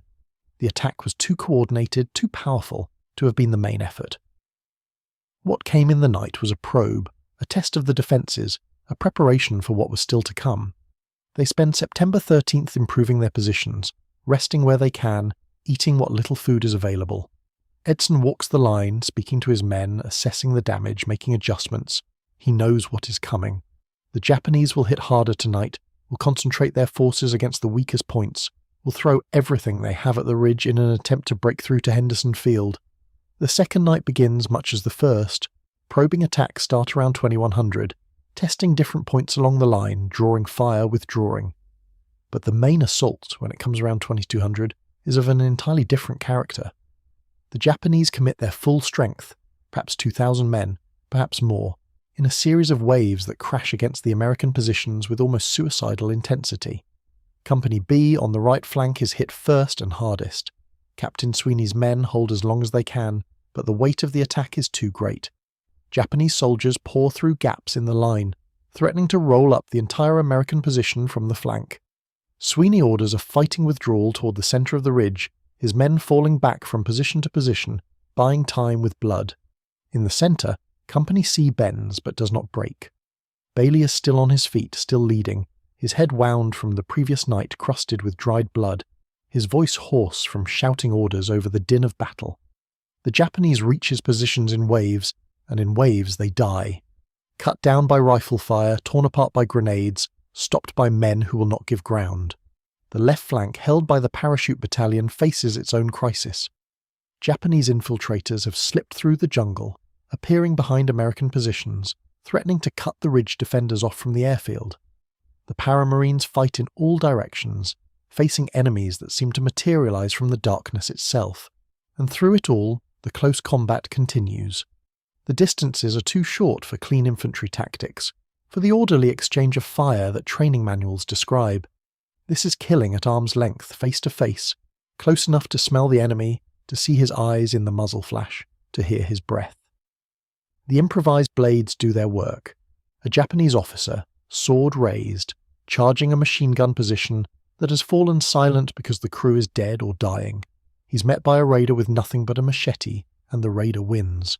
A foxhole overrun by a Japanese squad, the defenders out of ammunition, fighting with entrenching tools and knives and fists, and among those weapons the heavy curved blades that were forged from Japanese truck springs. Not every raider who fights hand-to-hand survives. Not every machete stroke finds its target. The Japanese soldiers are veterans too, hardened by years of warfare, skilled in close combat, willing to die for their emperor if their death takes an enemy with them. The ridge becomes a place of mutual slaughter, where the living stumble over the dead, where the wounded crawl toward positions that may no longer exist, where the darkness hides horrors that the survivors will never fully describe. But the line holds. When dawn breaks on September 14th, the Japanese have withdrawn for the second time. The ridge is still in American hands. The cost has been terrible. The 1st Raider Battalion has lost 40 dead and 123 wounded, nearly a fifth of its strength. But the Japanese have lost more. The bodies in front of the American positions number in the hundreds, and the blood trails leading back into the jungle suggest that hundreds more died in the withdrawal. Major General Kiyotaka Kawaguchi's 35th Infantry Brigade has been shattered. At least 1 to 14 Japanese soldiers lie dead on the ridge and in the jungle approaches. The survivors are scattered, demoralized, out of food and ammunition, facing a long retreat through hostile terrain toward positions that may or may not still exist. The Battle of Edson's Ridge, Bloody Ridge, is over. 2 medals of honor will be awarded for valor during those 2 nights. Edson himself will receive one. Major Kenneth Bailey will receive the other, posthumously. He will survive the ridge only to die 2 weeks later at the Matanikau River, still leading, still fighting. 90 Navy crosses will be awarded to Marines who distinguished themselves in the fighting, and the machetes, the improvised blades that were forged at Lunga Point, that were first tested in the jungle approaches to Tazimbako, that became weapons of last resort in the desperate hours on the ridge. They have proven something that goes beyond tactical utility. They have proven that American soldiers, cut off and undersupplied, facing an enemy with superior numbers and equal ferocity, can improvise their way to survival. They can take what the enemy leaves behind and turn it into tools of resistance. They can become craftsmen under fire, engineers of necessity, forgers of their own destiny. The ridge establishes this as more than a story about blades. It is a story about the will to stay alive with whatever is at hand. In the weeks that follow, the demand for machetes becomes insatiable. Every Marine who survived the ridge wants one. Every Marine who heard the stories, and everyone on the island hears the stories, wants one too. The Lunga machine shop, which has been producing perhaps a dozen blades a day, cannot come close to meeting the need. And so the Pioneer Battalion engineers do what they have been doing since August. They adapt, they improvise, they work with what they have. By October 1942, the machine shop at Lunga Point has become something that no table of organisation ever anticipated, a dedicated manufacturing facility for edged weapons. The Japanese equipment that formed the nucleus of the operation, the pedestal grinder, the captured vices, the assorted hand tools, has been supplemented with American engineering resources as the supply situation slowly improves. A portable forge brought ashore in late September allows for proper heat treatment of the blade steel. Bar stock and spring steel from additional wrecked Japanese vehicles provides raw material beyond the original leaf spring supply. The Pioneer Battalion is not, by training or mission, a blade-making organization. These are combat engineers, men who build bridges and roads and fortifications, who clear obstacles and lay mines, and perform the 100 tasks that allow an infantry division to move and fight. But war does not respect job descriptions. The need exists, the capacity to meet it exists, and so the engineers become blacksmiths. The work has developed its own rhythm by now. The night shift strips steel from wrecked vehicles, selecting the pieces with the best carbon content, the fewest cracks, the most workable dimensions. The day shift runs the forge and grinder, shaping blanks into blades, grinding edges, fitting handles. The quality control is simple and brutal. If a blade chips or breaks during testing, it goes back into the scrap pile. The standard has evolved through use. The same patrols and firefights and desperate moments on Edson's Ridge that proved which blade characteristics worked have also eliminated the designs that failed. The pattern that emerges is consistent enough that a man who has seen one improvised machete can recognize another. The blade length settles at 14 to 18 inches, long enough for effective cutting but short enough to be carried without snagging. The shape is forward curved, with the weight concentrated toward the tip, optimized for chopping strokes that let the blade's mass do the work. The edge is convex ground, a shape that sacrifices ultimate sharpness for durability, that resists chipping when it meets hardwood or coral or bone. The spine is flat, thick enough to provide strength, with a slight back bevel near the handle that allows for draw cuts without rolling the main edge. The tang runs through the handle, a full tang in modern parlance, because experience has proven that scales attached to a partial tang will work loose under hard use, will eventually separate and leave the user holding nothing but a slab of wood. The handles themselves vary with available materials. Wire wrapping is common, salvaged electrical wire from Japanese equipment, wound tightly around the tang and then coated with whatever sealant can be found to keep it from unwinding. Paracord appears as supplies improve, the woven sheath of parachute cord providing both grip and shock absorption. Some handles are carved from local hardwood, shaped to fit individual hands, personalized in the way that soldiers always personalize their essential equipment. The men who make these blades learn their names and faces. The forge becomes a destination for Marines with specific requests. A blade for a left-handed man, a lighter weight for a radioman already burdened with equipment, a heavier chopper for a point man who expects to spend long hours cutting trail.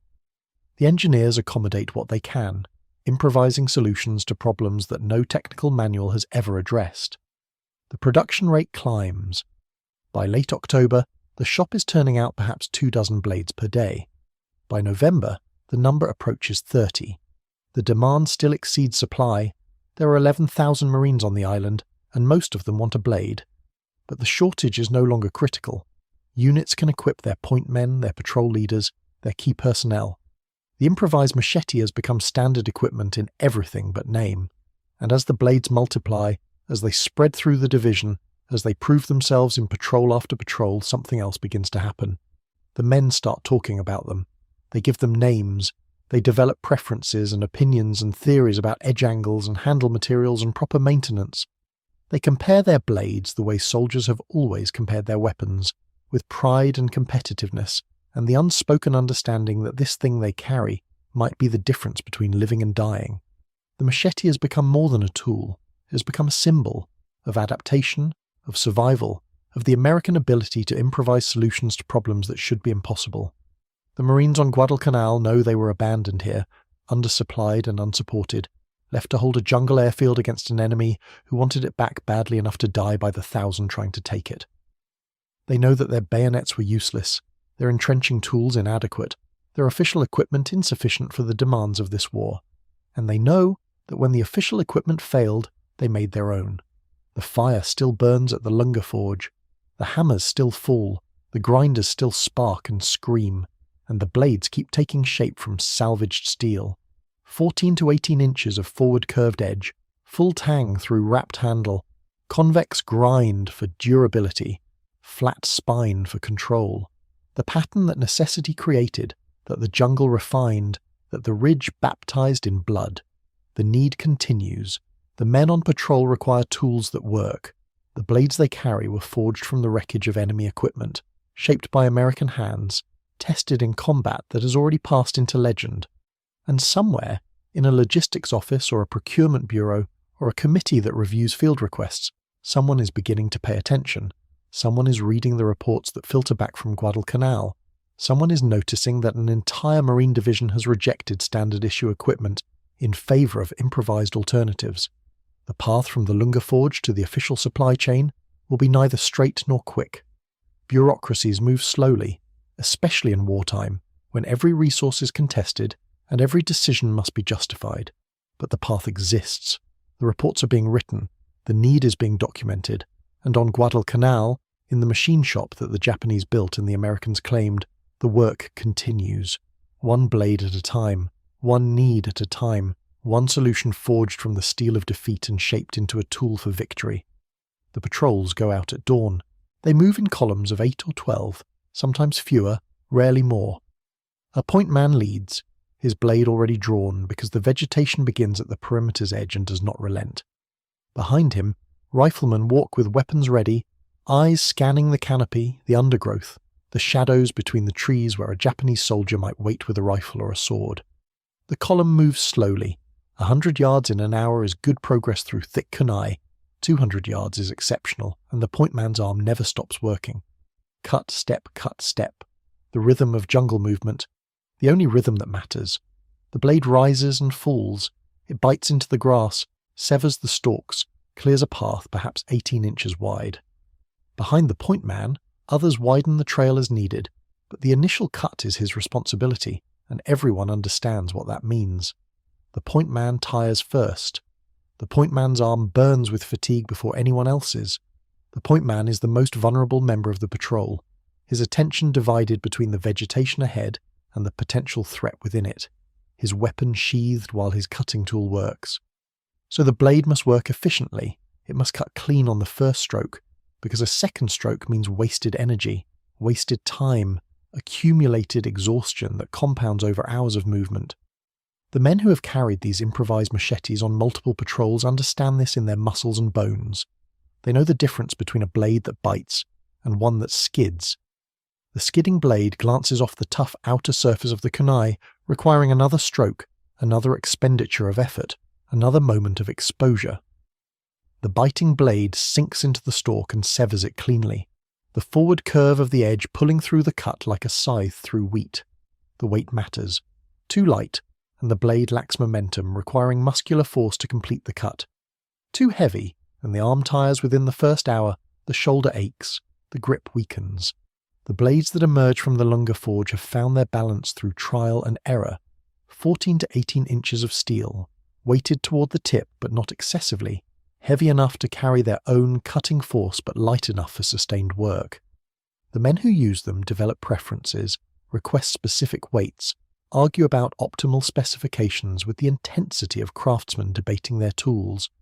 The handle matters too.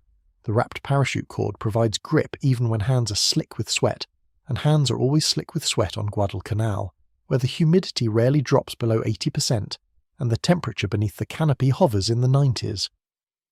Some men prefer the hardwood handles, carved to fit their particular grip, personalised in ways that the cord-wrapped versions cannot be. Others like the shock absorption that the cord provides, the slight give that cushions the impact of each cut. There is no consensus, only individual solutions to individual problems. The sound of cutting fills the jungle. It is a distinctive sound, the hiss of steel through vegetation, the soft thump of severed stalks falling, the occasional ring when a blade strikes something harder than expected, a hidden root or a piece of debris. Japanese soldiers learn to listen for this sound. It tells them where American patrols are moving, how fast, in what direction. The Marines know this, but they have no choice. Silent movement through kunai grass is impossible. The only options are to cut a path or to not move at all. Colonel Frank Bryan Goetger did not understand this terrain. The memory of his patrol haunts the men who survived it, and the lessons of his failure inform every operation that follows. On the night of August 12, 1942, barely 5 days after the initial landing, Goetger led 25 men on a reconnaissance mission toward Point Cruz, where intelligence suggested Japanese soldiers might be willing to surrender. He had been warned. Colonel William J. Whaling, an experienced jungle fighter, told him that the Japanese strongly defended the area between Point Cruz and the mouth of the Matanikau River. Goetke landed there anyway at night, without adequate preparation or equipment, into precisely the kind of contested zone that Whaling had identified. The Japanese were waiting. The patrol was ambushed within minutes of landing. The fighting was close, vicious, brief. By dawn, approximately 22 Americans were dead, including Goetke himself. Only a handful survived, and their survival required extraordinary measures. Platoon Sergeant Frank L. Few swam approximately 4 miles through shark-infested waters to reach friendly lines, becoming one of the last men out of that nightmare. His account of the disaster circulated through the division like a warning, a cautionary tale about what happens when patrols move without proper intelligence, proper equipment, proper understanding of what the jungle demands. The Goetke patrol carried standard-issue equipment. Their bayonets would have been useless against the vegetation, their entrenching tools inadequate. They had no way to cut through the jungle if they needed to escape, no tools for the terrain they were entering. Whether better cutting equipment would have saved them is unknowable. The ambush was devastating, the enemy prepared, the situation hopeless almost from the moment of landing. But the lesson embedded itself in the division's collective memory. You do not go into this jungle without the tools to survive it. By October, the patrols operate differently. Colonel Amos Sims commands the 7th Marines now. He came ashore on September 18th, replacing Colonel James W. Webb, promoted to the temporary rank of colonel, specifically to lead this regiment. Sims inherited a unit that had already learned Guadalcanal's lessons, that understood what the island demanded, that had seen enough combat to know the difference between official doctrine and operational reality. Under his command, the 7th Marines push inland toward Mount Austin, the volcanic peak that dominates the island's interior, the high ground that offers observation over Henderson Field, and the coastal approaches. The terrain between the perimeter and Mount Austin is some of the worst on the island. Dense jungle gives way to kunai fields, which give way to steeper slopes covered with different vegetation, which give way to ridgelines and ravines and stream crossings where the footing is treacherous and the visibility non-existent. The Japanese use this terrain, have learned it better than the Americans, move through it with the ease of men who have spent months preparing defensive positions and ambush sites. American patrols moving toward Mount Austin must expect contact at any moment. Lieutenant Colonel Lewis B. Pooler, chesty to every Marine who has ever served under him, commands the fresh 1st Battalion, the 7th Marines. He moves his men inland beginning September the 23rd, pushing along the slopes of Mount Austin, patrolling north toward the coast and the Japanese-held areas beyond the Matanikau. His patrols are different from Goetke's ill-fated mission. They move with purpose and preparation, with proper intelligence and proper equipment, with the accumulated wisdom of 2 months of jungle warfare. Every point man carries a machete. This is not official policy. There is no official policy because the machetes themselves are not official equipment, but it is universal practice. The men who lead these patrols understand that a point man without a cutting tool is a liability, a bottleneck, a problem waiting to happen. They have seen what happens when patrols try to move through thick kunai with only bayonets. They have watched men exhaust themselves hacking at vegetation with inadequate tools, falling behind schedule, making noise, losing operational effectiveness. They have learned. The blades they carry come from the Lunga Forge. Some are new, recently shaped from the apparently inexhaustible supply of Japanese truck leaf springs. Others have been in service for weeks, their edges maintained through careful sharpening, their handles worn to the shape of particular hands. A few are already becoming legendary within their units, blades that have cut through more trail than seems possible, that have held their edge through patrol after patrol, that have acquired reputations and names and the kind of status that soldiers accord to equipment that keeps them alive. The patrols of October and November develop a rhythm. They move out at first light, when visibility is best and Japanese ambushers are most likely to be caught unprepared. They advance slowly, maintaining contact between men, watching for signs of enemy presence. Disturbed vegetation, footprints in soft ground, the smell of rice cooking, the sound of movement in the undergrowth. The point man cuts trail, his blade rising and falling in the steady rhythm that becomes second nature, his eyes scanning for threats even as his arm performs its mechanical task. When contact comes, it comes quickly. A burst of fire from concealed positions, the crack of Japanese rifles, the higher-pitched chatter of their machine guns. The patrol reacts according to training. Some men hit the ground, others return fire. The point man seeks cover while trying to identify the source of the attack. In these moments, the machete is usually still in hand because there is no time to sheath it before the shooting starts. Some men drop their blades to grab their rifles. Others fight with both, the machete in the left hand, the rifle in the right, using the blade for whatever purpose the moment demands. The blade is not primarily a weapon. The men who carry it understand this distinction, even if they cannot always articulate it. The machete is a survival tool that can be used as a weapon, not a weapon that can be used as a tool. The difference matters. A weapon is designed for combat, optimized for killing, evaluated by its ability to defeat an enemy. A survival tool is designed for staying alive in hostile conditions, optimized for the daily challenges of the environment, evaluated by its ability to help its user endure. The improvised machetes of Guadalcanal serve the second purpose first, the first purpose when necessary. This distinction shapes how the men think about their blades, how they maintain them, how they use them. A weapon is kept sharp enough to kill. A survival tool is kept sharp enough to work efficiently. The edge geometry that best cuts kunai grass is not identical to the edge geometry that best cuts flesh, and the men must choose where to optimize. Most choose the grass. They will encounter kunai every day, every patrol, every time they leave the perimeter. They will encounter Japanese soldiers less frequently, and when they do, they will probably use their rifles first. But the machete remains available for close work, for the unexpected encounter, for the moment when a rifle jams or runs empty or cannot be brought to bear. The men know this. They carry their blades within easy reach, positioned for quick drawing, balanced for use with either hand. Some practice transitions, rifle to machete, machete to rifle, until the movements become automatic. Others simply trust that instinct will guide them when the moment comes. Both approaches have their advocates. Both have saved lives. The vegetation changes as the patrols push deeper inland. Near the coast, kunai grass dominates. The tall, sharp-edged stalks that require constant cutting, that dull blades and exhaust arms and create the distinctive sound of American movement that Japanese defenders learn to track. Higher on the slopes of Mount Austin, the kunai thins and different jungle takes over. Dense undergrowth, different species, different cutting challenges. The machete remains essential, but the work changes character. The strokes must adapt. The point man must learn new rhythms for new terrain. Some blades work better for certain conditions than others. The men develop preferences based on experience, a slightly heavier blade for thick kunai, a lighter one for the mixed undergrowth higher up, a particular edge angle for the tough stems of certain plants.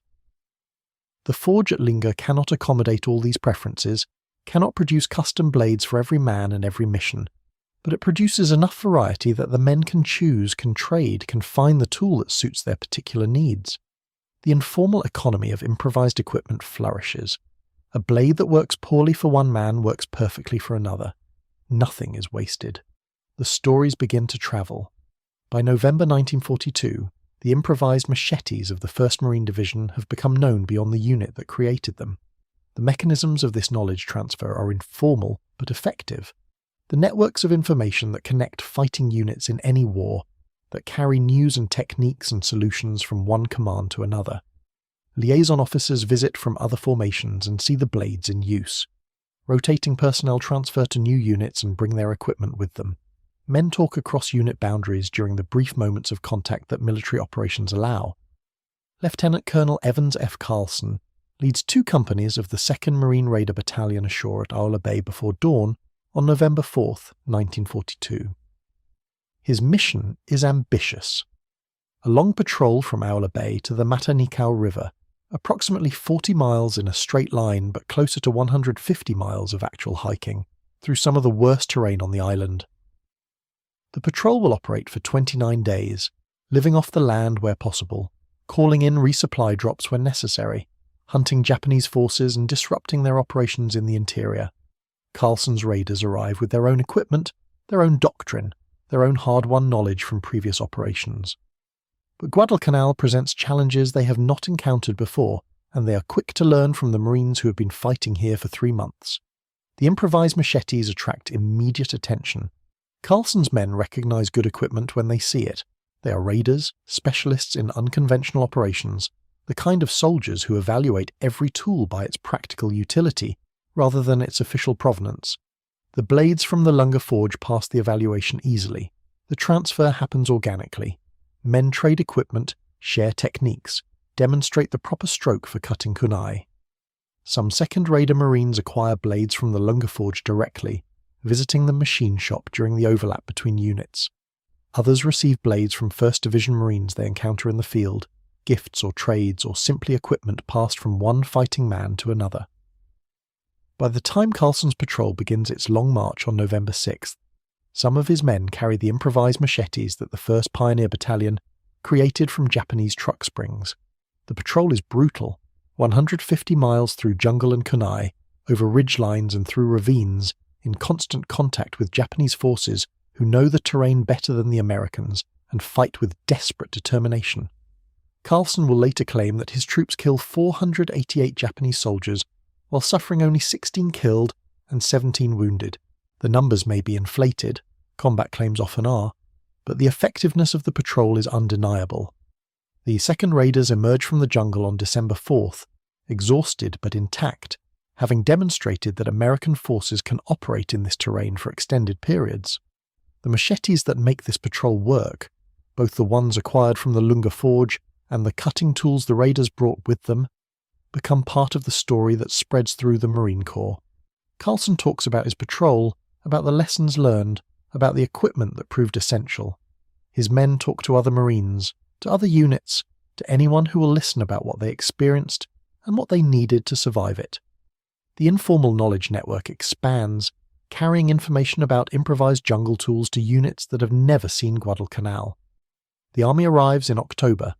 Elements of the 164th Infantry Regiment come ashore on the 13th, the first Army ground troops to join the battle. They are part of the Americal Division, a unit formed in New Caledonia from various infantry regiments, commanded by Major General Alexander Patch.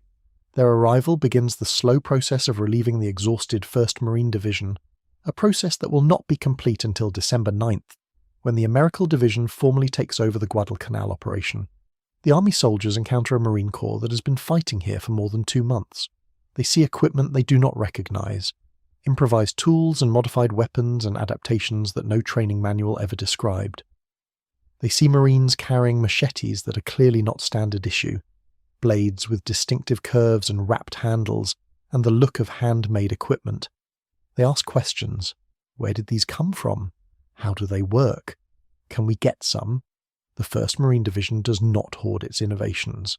The lessons learned here belong to everyone who must fight in this terrain, and the Marines share freely with the Army units that will eventually replace them.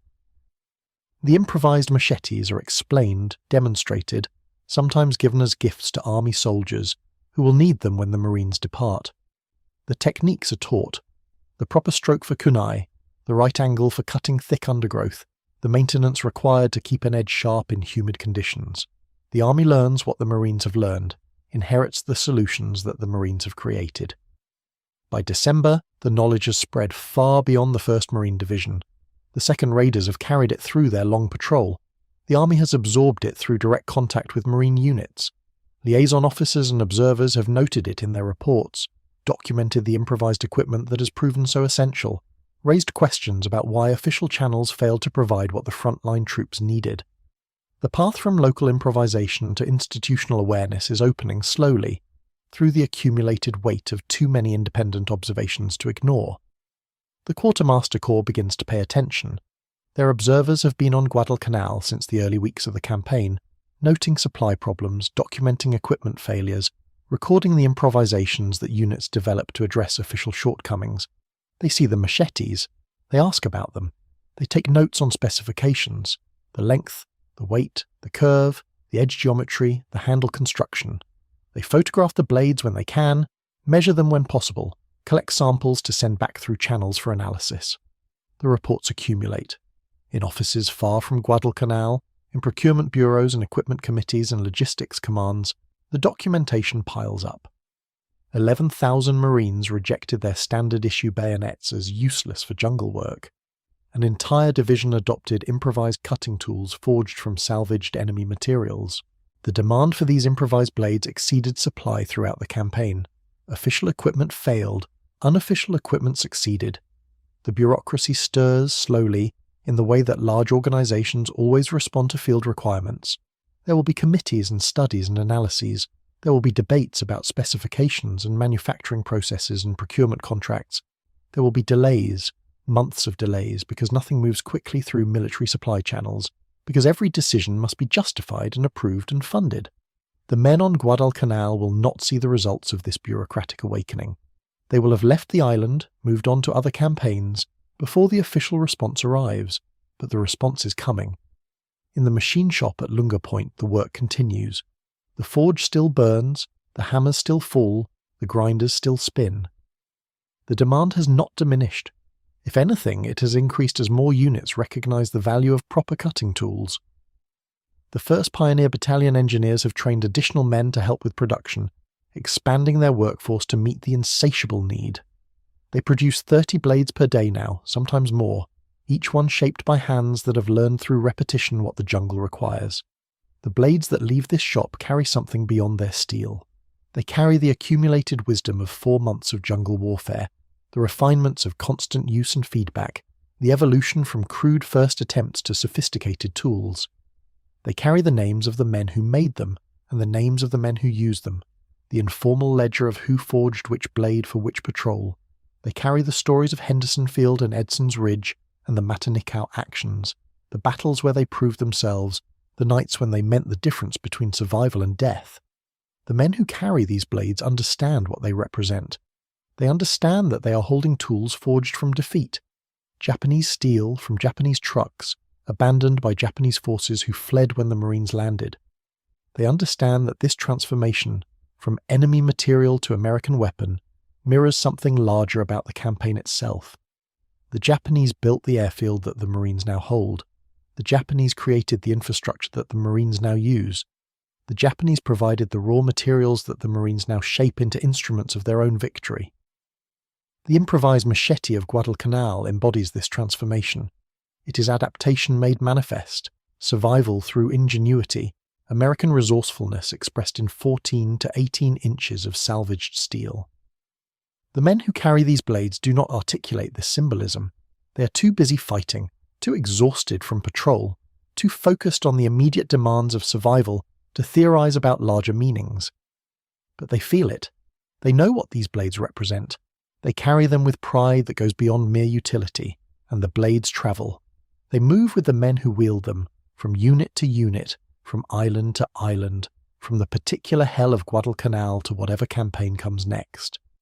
The 1st Marine Division will leave this island in December, rotated out for desperately needed rest and refitting. The men will take their blades with them, not because anyone orders them to, but because a fighting man does not abandon equipment that has proven itself.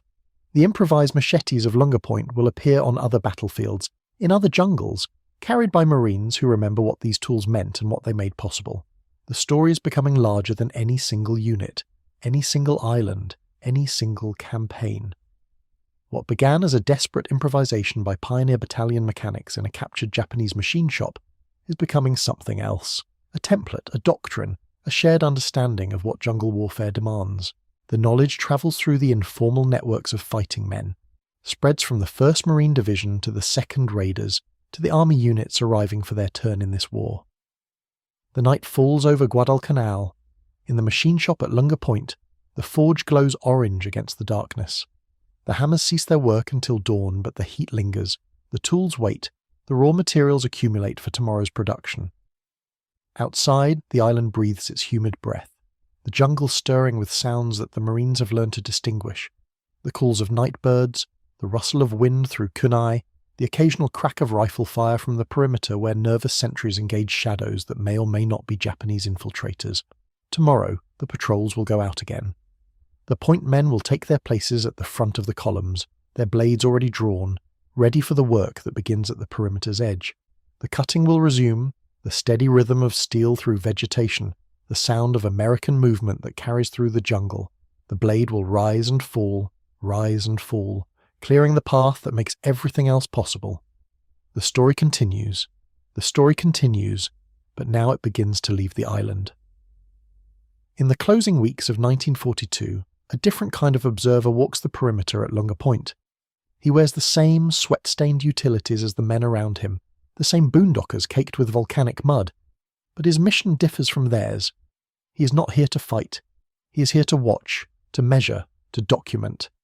He carries a notebook and a measuring tape and a set of questions that have travelled with him from Washington, through Pearl Harbor, through the chaos of the South Pacific supply chain, to this particular strip of contested jungle where American ingenuity has been solving problems that American industry never anticipated.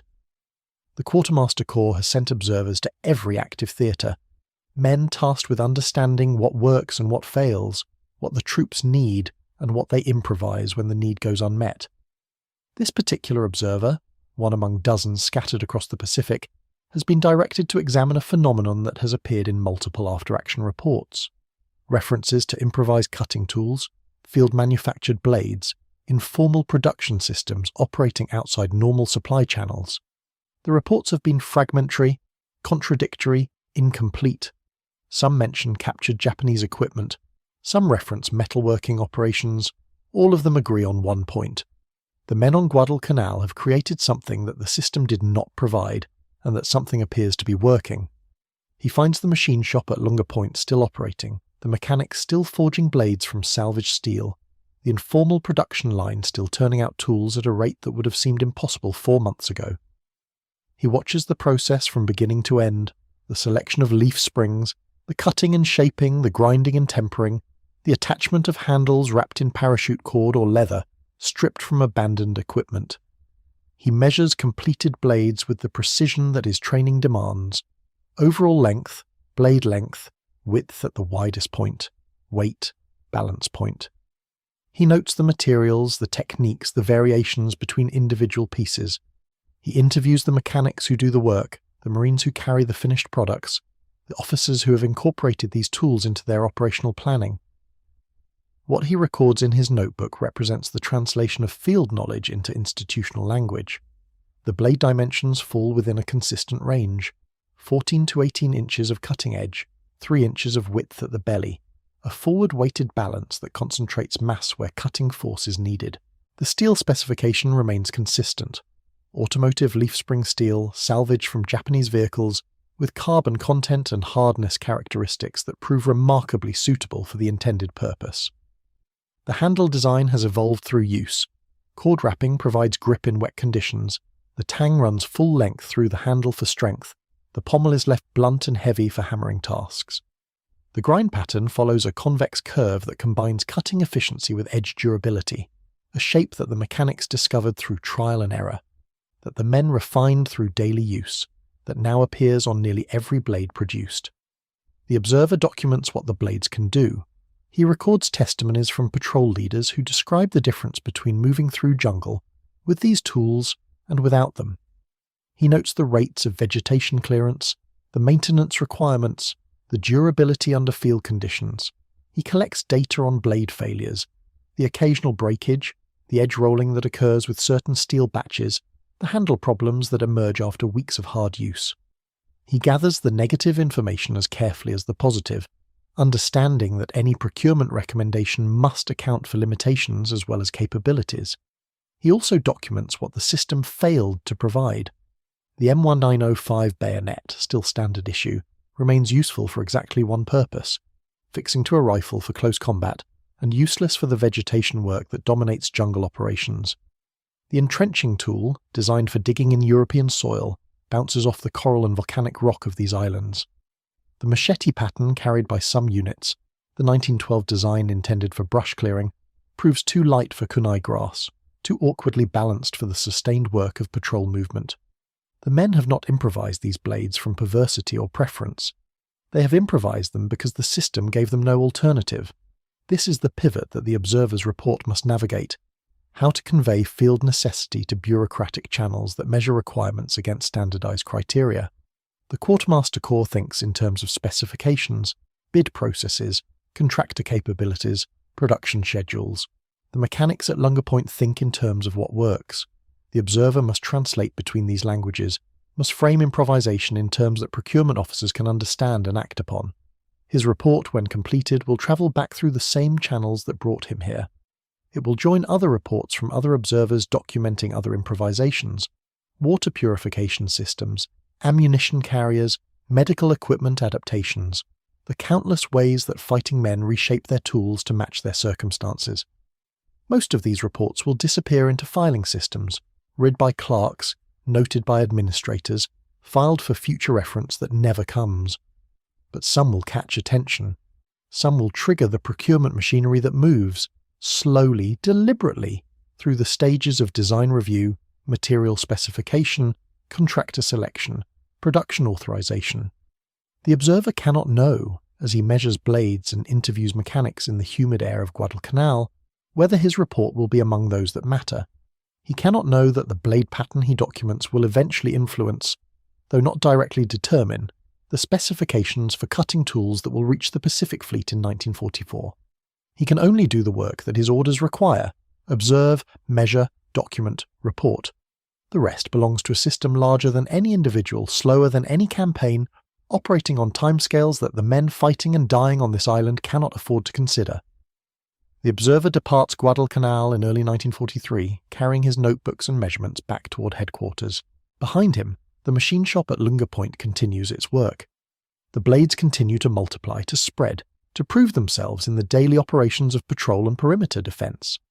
The mechanics continue to refine their techniques, to respond to feedback from the men who use their products, to push the informal production system toward ever greater efficiency. The observer's visit changes nothing immediate. The men still need blades, the shop still makes them, the patrols still go out each morning into the green hell that surrounds the airfield. But something has shifted. The improvisation has been noticed, the adaptation has been recorded, the field knowledge has begun its slow journey toward institutional recognition. This is how military procurement works, when it works at all. Individual insight meets bureaucratic process. Field necessity encounters standardized procedure. The urgent timeline of combat operations collides with the measured pace of acquisition systems designed for peacetime efficiency. The men who need the tools cannot wait for the system to deliver them. The system cannot accelerate beyond its structural capacity.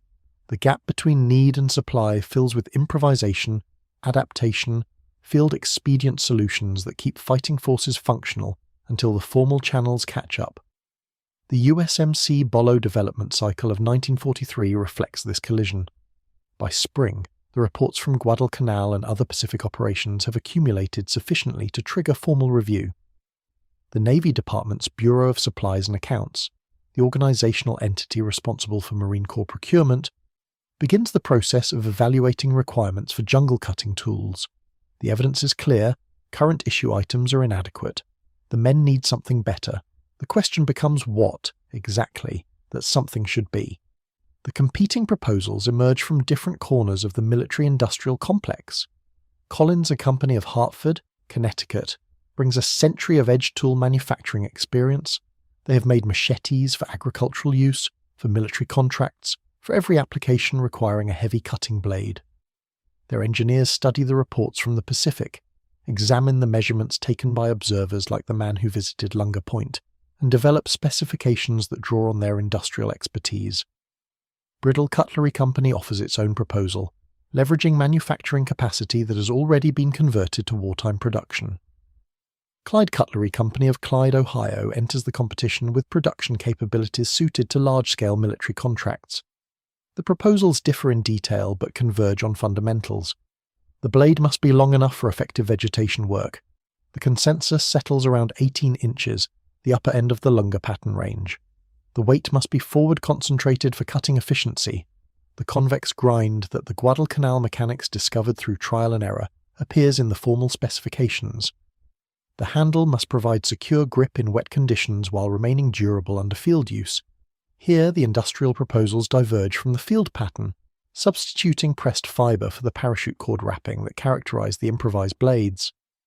The scabbard must protect the blade during transport while allowing rapid deployment. Leather construction with brass fittings becomes the standard. What survives bureaucratic translation, the essential geometry, the length, the weight distribution, the grind pattern, the overall balance. These characteristics, discovered through the accumulated experience of hundreds of patrols, preserved in the measurements of observers, reflected in the testimonies of fighting men, persist through the procurement process. The USMC Bolo that will emerge from this cycle will feel familiar to any Marine who carried the Lunga pattern blades. The proportions remain. The cutting characteristics remain. The forward weight that makes kunai grass manageable and mangrove passable remains. What changes? The materials, the finish, the standardization that industrial production requires. The pressed fibre handles replace cord wrapping, more uniform, more manufacturable, less suited to individual customization but acceptable for mass issue. The blade finish standardizes to a pattern that industrial grinding equipment can reproduce consistently. The variations that made each Lunga blade individual, the subtle differences in grind angle, in handle wrap tension, in overall balance, disappear into production line uniformity. The blades that will reach the Pacific in 1944 will work, they will not be the same. The tension between field knowledge and institutional process plays out in committee rooms and procurement offices far from the jungles where the original need arose. Engineers who have never cut kunai grass debate grind angles.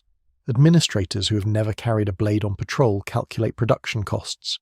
Contractors who have never seen Guadalcanal bid for manufacturing contracts based on specifications derived from observations made in conditions they cannot imagine. The system works. Eventually the blades will be produced, shipped, distributed, used, but it works on its own timeline according to its own logic, with priorities that do not always align with the urgent needs of men still fighting with improvised equipment. Summer 1943. The 1st Marine Raider Regiment operates on New Georgia, the next island in the chain of operations that will eventually carry American forces toward Japan. The jungle here differs from Guadalcanal in detail but not in essence. The same oppressive heat, the same tangled vegetation, the same need for cutting tools that the standard issue still does not adequately provide. Colonel Harry B. Liversedge commands the regiment, leading men who carry the hard-won knowledge of previous campaigns into new terrain that presents familiar challenges. The field reports from New Georgia mention equipment shortages. The requests for improved cutting tools cite the same deficiencies identified on Guadalcanal more than a year earlier. The men still improvise where they can. Some carry blades acquired during previous rotations, some craft new tools from whatever materials present themselves, some make do with the inadequate standard issue, and suffer the consequences in fatigue, in exposure, in the accumulated cost of working without proper equipment. The procurement process continues its measured progress through channels. The gap between what the men need and what the system provides remains. December 1943. The 1st Marine Division lands at Cape Gloucester, New Britain, facing jungle conditions as severe as any encountered in the Pacific War. The men who survived Guadalcanal, those still serving, those not rotated home, those not killed or wounded in the intervening campaigns, bring their experience and their equipment to this new challenge. Some carry the improvised blades forged at Lunga Point, tools that have proven themselves across thousands of miles of Pacific operations. Most carry whatever the supply system has provided, trusting that the lessons learned have translated into improved equipment. The trust is not always justified. The formal procurement process, despite its progress through 1943, has not yet delivered the standardized bolo to forward units. The specifications have been finalized, the contracts awarded, the production authorized, but the gap between authorization and delivery spans months that fighting units cannot spare. The men on Cape Gloucester face the same vegetation challenges that the men on Guadalcanal faced 18 months earlier, and many of them face those challenges with equipment that has not fundamentally improved. This is the cost of institutional lag, measured not in procurement timelines or production schedules, but in the bodies of men who fight without the tools they need. The raiders who operate in the jungle of New Georgia, the Marines who land on the beaches of Cape Gloucester, the soldiers and Marines who push through island after island in the slow advance toward Japan. They pay for the gap between field knowledge and institutional response. Some pay with exhaustion, cutting through vegetation with inadequate tools, expending energy that should be conserved for combat. Some pay with wounds, exposed to enemy fire in positions they should have been able to fortify. Some pay with their lives, in circumstances where better equipment might have made the difference.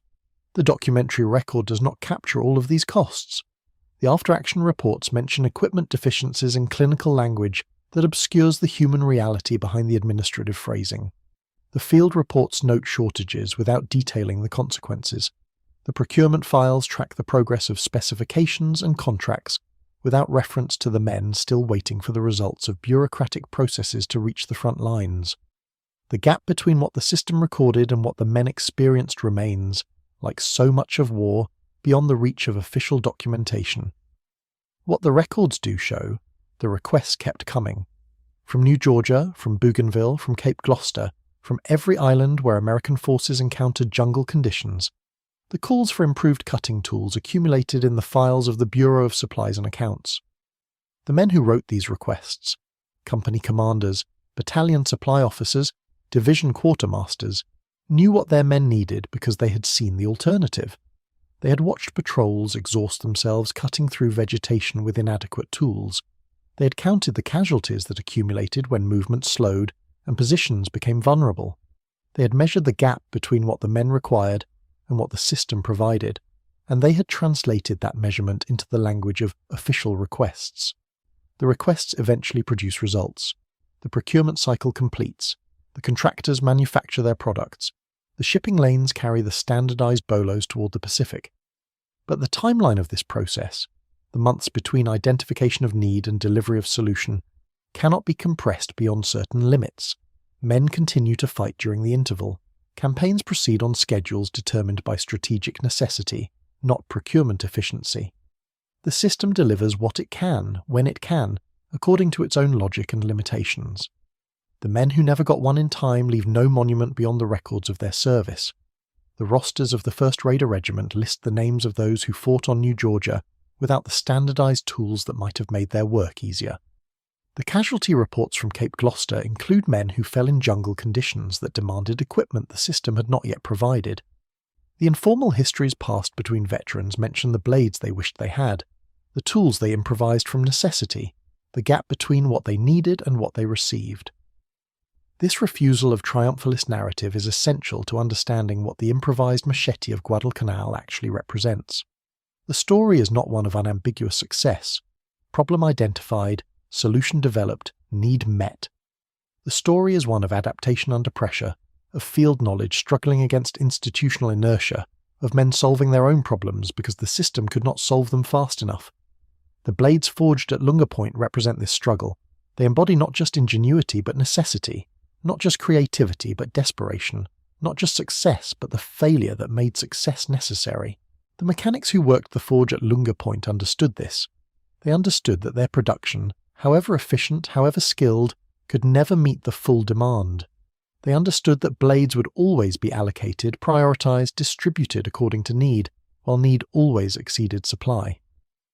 They understood that their work, essential as it was, represented only a partial solution to a problem that the system should have solved before the first Marines set foot on Guadalcanal. The officers who organized the improvised production understood it as well. Colonel Edson, requesting blades for his raiders, knew that the request itself represented systemic failure, that a fighting unit should not depend on field-manufactured equipment for essential operations. The pioneer battalion commanders who allocated machine shop time to blade production knew that every hour spent forging machetes was an hour not spent on other essential tasks. The division staff who tracked blade distribution knew that the informal allocation system, however necessary, represented a departure from the supply discipline that military operations require. The system itself would eventually understand in its institutional way. The reports would accumulate, the specifications would be developed, the contracts would be awarded, the production lines would turn. The USMC Bolo of 1944 would reach the Pacific Fleet, would be distributed to units preparing for the campaigns to come, would prove itself in the jungles of Peleliu and the Philippines and Okinawa. The problem, identified on Guadalcanal in August 1942, would be officially solved. 2 years after the men who first faced it had already solved it themselves with salvaged steel and captured equipment. But the gap remains in the historical record. The interval between field improvisation and institutional response contains the experiences of men who fought without the tools they needed. The time between the forge at Lunga Point and the production lines in Ohio holds the patrols that went out inadequately equipped, the positions that could not be properly prepared, the casualties that might have been prevented. This gap is the price of institutional learning, the cost of translating field knowledge into bureaucratic action. The men paid it because they had no choice. The system paid it too in ways that procurement files and production schedules cannot measure. The night deepens over the Pacific. On islands scattered across thousands of miles of ocean, Guadalcanal itself, now secured, a backwater as the war moves north and west. New Georgia, where operations continue in the green tangle of Solomon Islands jungle. New Britain, where the 1st Marine Division fights through the same conditions their predecessors faced on the canal. Men sleep and stand watch and prepare for the operations that tomorrow will bring. Some carry improvised blades forged from salvaged steel, tools that connect them to the mechanics at Lunga Point and the patrol leaders who first recognized the need. Some carry standard issue equipment that proves inadequate to the demands of jungle warfare. Some carry nothing but the knowledge that something better must exist, must be coming, must eventually reach the front lines where it is needed. The procurement process continues its work. In offices far from the sound of gunfire, the paperwork advances through channels, the specifications finalize, the contracts execute, the production schedules take shape. The system moves at its own pace according to its own logic toward solutions that will arrive when they arrive. The first crates arrive in the early summer of 1944. They come aboard cargo ships threading through the newly secured anchorages of the Central Pacific, packed among ammunition and rations and the 1,000 other items that keep a division fighting. The stenciled markings identify them as ordnance supplies, subcategory cutting tools, and the quartermasters who receive them at the beach dumps note the designation without particular interest. Another item on the manifest. Another box to be sorted, stored, distributed according to whatever priority the supply officers determine. But the Marines who crack open those crates recognize immediately what they are holding. The blade measures 11 inches from hilt to point. The overall length runs 16 inches with the handle included. The steel carries a factory finish, uniform and precise, lacking the individual character of hand-ground work, but demonstrating the consistency that only machine production can achieve. The edge geometry follows a pattern that the men who fought on Guadalcanal would find familiar. A slight curve optimized for drawing cuts through vegetation, a weight distribution that settles naturally into the swing, a balance point that speaks of function rather than ornament. The USMC Bolo knife, model 1944. The name itself carries history. Bolo, from the Filipino cutting tool that American soldiers encountered during the Philippine insurrection at the turn of the century, a blade designed for exactly the kind of vegetation that dominates Pacific Islands. The nomenclature acknowledges what the procurement process eventually understood, that the Pacific theatre demanded tools adapted to Pacific conditions, that the jungle required its own technology, that the lessons learned on Guadalcanal and New Georgia and Cape Gloucester could not be ignored. The Marines who receive these first shipments handle the blades with the attention of men who understand their significance. Some have served since the early Pacific campaigns. They remember the Springfield-era bayonets that dulled and snapped against kunai grass, the entrenching tools that bounced uselessly off coral hardpan, the improvised solutions that kept patrols moving when standard issue equipment failed. They remember the forge at Lunga Point, the mechanics working captured Japanese machinery to produce blades from salvaged truck springs, the informal allocation system that determined which men carried proper cutting tools and which made do with whatever they could find. For these veterans, the issued bolo represents something more than a new piece of equipment. It represents acknowledgement. The system has finally understood what they knew in August 1942, what they learned through the accumulation of patrols and positions and casualties that should not have been necessary. The knowledge that travelled from Lunga Point through quartermaster reports and procurement specifications and production contracts has finally materialised in their hands as official equipment. The specifications tell the story of that journey. The 11-inch blade mirrors the cutting length that the Pioneer Battalion mechanics settled on, after weeks of trial and refinement, long enough for effective vegetation work, short enough to manage in close quarters. The weight distribution echoes what Sergeant Major Jacob Vuza's traditional bush knife taught the Americans about balance and momentum. The edge geometry carries the lessons learned by point men cutting paths through kunai grass, the angle of bevel, and the curvature of spine refined by men who paid for inefficiency with fatigue and vulnerability. The handle differs from the improvised blades, injection-molded plastic or stacked leather washers, depending on the production run, replacing the parachute cord and scrap material that Lunga Point craftsmen wrapped around their tangs. The steel comes from American foundries rather than Japanese truck suspensions, consistent in composition and heat treatment in ways that battlefield salvage could never achieve. The finish shows machine precision, the uniformity of industrial production rather than the individual variations that marked each hand-ground blade as unique. Some men prefer the standardization. They appreciate knowing exactly what they hold, understanding that every blade in the battalion carries the same specifications, the same edge geometry, the same balance. They value the interchangeability that industrial production provides. Any bolo can replace any other.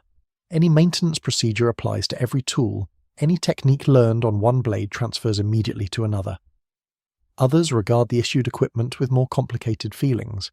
In the ranks of the 5th Marines, preparing for operations that will carry them from the securing of the Marianas to the assault on Peleliu, men who served on Guadalcanal still carry the blades they made or acquired in those first desperate months. The improvised machetes have travelled with them through the rotation stateside, through the training and refitting that transformed the worn-out survivors of the canal into fresh assault troops ready for the next campaign. The blades have become personal equipment in a way that issued gear rarely achieves. Tools shaped by individual hands, carried through experiences that cannot be transferred to new men, however thoroughly they are trained. These veterans examine the Model 1944 Bolos with professional interest. They note the similarities, recognizing the lineage that connects factory production to field improvisation. They observe the differences, measuring the official solution against the personal tools they trust. Some conclude that the issued blade has captured the essential characteristics of the Lunga pattern, that the procurement process has successfully translated field knowledge into standardized equipment. Others detect subtle variations, a balance point shifted slightly forward, an edge angle ground marginally steeper, a weight that does not quite settle into the hand the way their own blades do, that make the difference between a tool that performs adequately and one that performs perfectly. The preferences remain personal. No official policy governs whether a man carries his issued bolo or an improvised blade from an earlier campaign. The supply system has delivered what it can deliver. The individual Marine makes his own choices about what he trusts. This ambiguity marks the transition from field knowledge to institutional solution. The Model 1944 Bolo represents the system's best understanding of what the jungle requires, codified in specifications and contracts and production schedules. But the system's understanding, however thorough, remains an approximation of knowledge that originated in the hands of men who had no choice but to figure it out themselves. The gap between improvisation and standardization cannot be completely closed. Something is always lost in translation, yet something is gained as well. The men who land on Peleliu in September 1944 do not face the equipment shortages that plagued Guadalcanal. They carry bolos as standard issue, tools designed for the conditions they will encounter, blades that cut through tropical vegetation with the efficiency that the pioneer battalion mechanics understood. The procurement process has delivered, late by the standards of those who needed the equipment in 1942, but present for those who need it now. The fighting on Peleliu proves as brutal as any Pacific campaign. The coral ridges and limestone caves that honeycomb the island create conditions that no training can fully prepare men to face. The Japanese garrison, finally understanding that beach defense cannot stop American amphibious assault, has constructed fortifications that must be reduced position by position, cave by cave, bunker by bunker. The battle that planners expected to last 4 days stretches into more than 2 months. In this fighting, the Model 1944 Bolo proves its utility. Corpsmen cut bamboo for splints to stabilize the shattered bones that coral fragments and Japanese ordnance inflict on the wounded. Engineers hack through vegetation to clear fields of fire around positions that must be held against infiltration. Working parties construct the 1,000 small improvements that transform a beachhead into a functioning base, stakes for wire, poles for observation, supports for the improvised structures that military necessity requires. The bolo serves as the universal tool that the jungle demands, the single implement that addresses problems as varied as the conditions themselves. Marines on forward positions use the blade for tasks the procurement specifications did not anticipate. The close tactics that Japanese defenders employ, the night infiltrations, the sudden assaults from covered positions, the hand-to-hand combat that erupts when perimeters are breached, create situations where any weapon becomes a necessary weapon. The bolo, heavy and sharp and close at hand, fills the role that circumstances assign it. The institutional distinction between utility tool and fighting knife dissolves in the moment of contact. What matters is function, not classification. What matters is survival, not specification. The pattern repeats across the Pacific as 1944 becomes 1945, and the war moves inexorably toward the Japanese home islands. The Model 1944 Bolo accompanies Marines through the Philippines and Iwo Jima and Okinawa, proving itself in conditions that range from Philippine jungle to volcanic ash to the cultivated terraces of Okinawan farms. The blade handles each environment because the design carries knowledge accumulated through all of them. The lessons of Guadalcanal encoded in steel and distributed across the entire Marine Corps. The men who first identified the need do not all survive to see the solution deployed. Colonel Merritt Austin Edson, Red Mike of the Raiders, the red-haired commander who held the ridge that bears his name when Japanese assault waves threatened to breach the Lunga perimeter, rises through the ranks as the war progresses. He receives the Medal of Honor for his leadership during those September nights in 1942, recognition of courage that no one who served under him would question. He continues to serve, continues to lead, carries the lessons of Guadalcanal through campaigns that demand everything he learned about jungle warfare and improvised solutions and the gap between what the system provides and what operations require. The Raiders themselves disperse as organizational changes reshape the Marine Corps. The specialized battalions that proved their worth at Tulagi and Guadalcanal, and Machin and New Georgia are absorbed into regular infantry formations, their skills and traditions distributed across the broader force. The men who carried improvised machetes on the Tasimbaco raid, who held positions on Edson's Ridge with blades forged from Japanese steel, who proved that American Marines could adapt and overcome in conditions the pre-war doctrine never anticipated. These men become the cadre around which new units form, the institutional memory that training manuals cannot fully capture. Major Kenneth Bailey, who led Company C through the worst of the fighting on the ridge, who continued commanding despite wounds that should have taken him off the line, dies on September 28, 1942, during operations along the Matanikau River.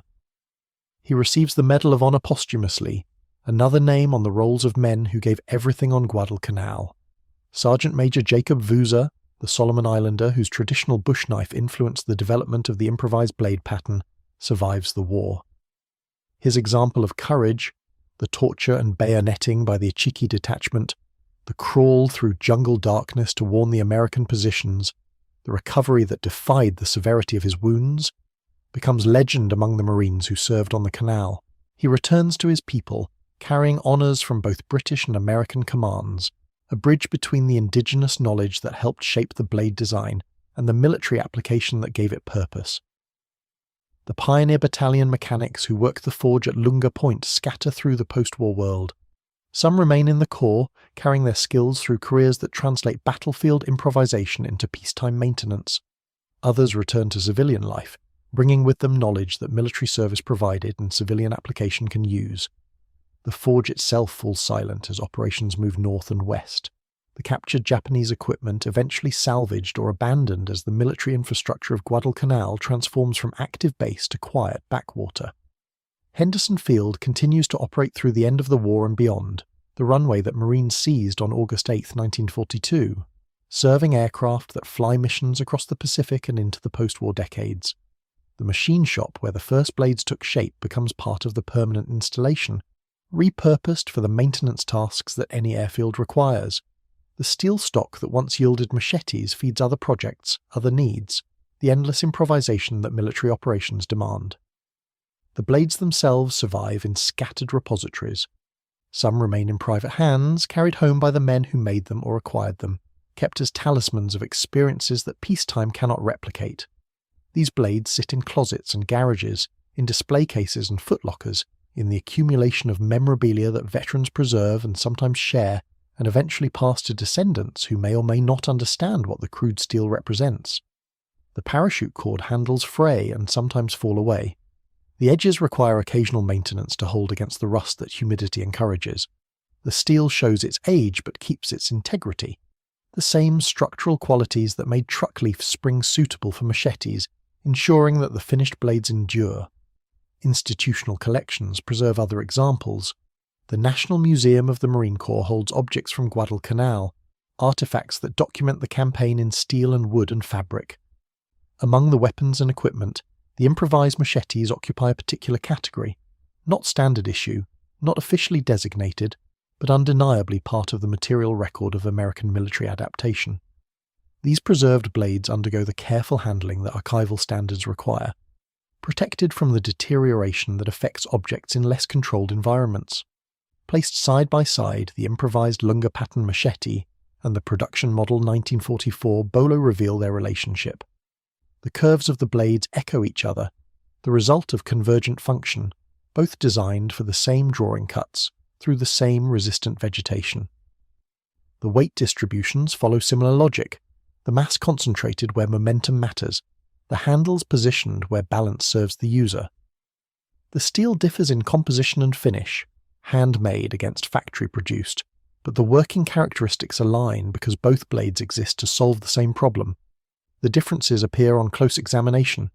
The improvised blade carries the marks of its making, the slight irregularities of hand grinding, the variations in finish where the forge temperature fluctuated, the individual choices that each craftsman made in the absence of standardized specifications.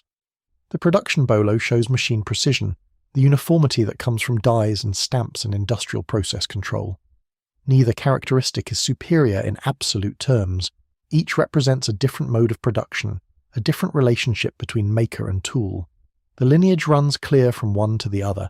The model 1944 bolo exists because men on Guadalcanal identified a need, solved it with available materials, demonstrated the solution's effectiveness through months of combat operations, and allowed the institutional system to observe, document, and eventually replicate what they had created. The procurement process that contracted with Collins and Company and Bridle Cutlery and Clyde Cutlery did not invent the jungle machete. It translated improvised knowledge into industrial production. This translation represents both triumph and limitation. Triumph, because the system eventually delivered. The men who landed on Peleliu and Iwo Jima and Okinawa carried issued bolos, tools designed for their conditions, blades that performed the functions that Pacific warfare required. The institutional learning that began with quartermaster observers documenting forge production at Lunga Point culminated in factory lines producing thousands of standardized implements, sufficient to equip every Marine who needed one. The problem identified in August 1942 was officially solved: limitation, because the translation required time that men did not have. The gap between field improvisation and institutional response contained campaigns and casualties that the delivered equipment might have prevented. The interval between the forge at Lunga Point and the first crates of Model 1944 Bolos held patrols inadequately equipped, positions incompletely prepared, operations constrained by the absence of tools that the system had not yet provided. This cost cannot be recalculated, cannot be compensated, cannot be erased by the eventual delivery of what should have been available from the beginning. The blade remembers both. It remembers the moment when a pioneer battalion mechanic, studying a salvaged truck leaf, spring in the captured machine shop at Lunga Point, first recognized what the steel could become. It remembers the trial cuts through kunai grass and mangrove root, the refinement of edge angle and weight distribution, the accumulation of field knowledge that no manual contained. It remembers the patrols that carried improvised machetes when standard equipment failed, the positions prepared with tools that the system should have provided but did not, the adaptation that necessity forced and skill enabled. It remembers the paperwork that translated this knowledge into procurement specifications. It remembers the contracts and production schedules and shipping manifests that moved the solution from Ohio factories to Pacific beaches. It remembers the Marines who received the issued bolos and measured them against the improvised blades they had learned to trust, finding the standardized tool adequate or lacking according to judgments that only experience could inform. The blade remembers what institutions forget: that every systematic solution originates in individual insight, that every standard issue item descends from improvisation, that the gap between identification and delivery is filled by men who cannot wait for the system to solve their problems. And in that memory lies the closing truth of Guadalcanal. The campaign that began on August 7, 1942, demanded more than the system had prepared to give. It demanded adaptation at every level, from the strategic decisions that allocated resources to the tactical choices that kept individual Marines alive. It demanded that men learn what they had not been taught, create what they had not been issued, solve what the institution had not anticipated. It demanded improvisation as a mode of survival. The blades forged at Lunga Point embody this improvisation. They are not simply tools, they are documents. They record in steel rather than paper the gap between doctrine and reality, between preparation and necessity, between what the war required and what the system provided.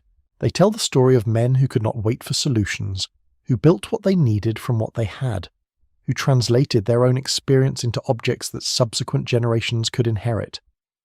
The night settles over the Pacific for the final time in this telling.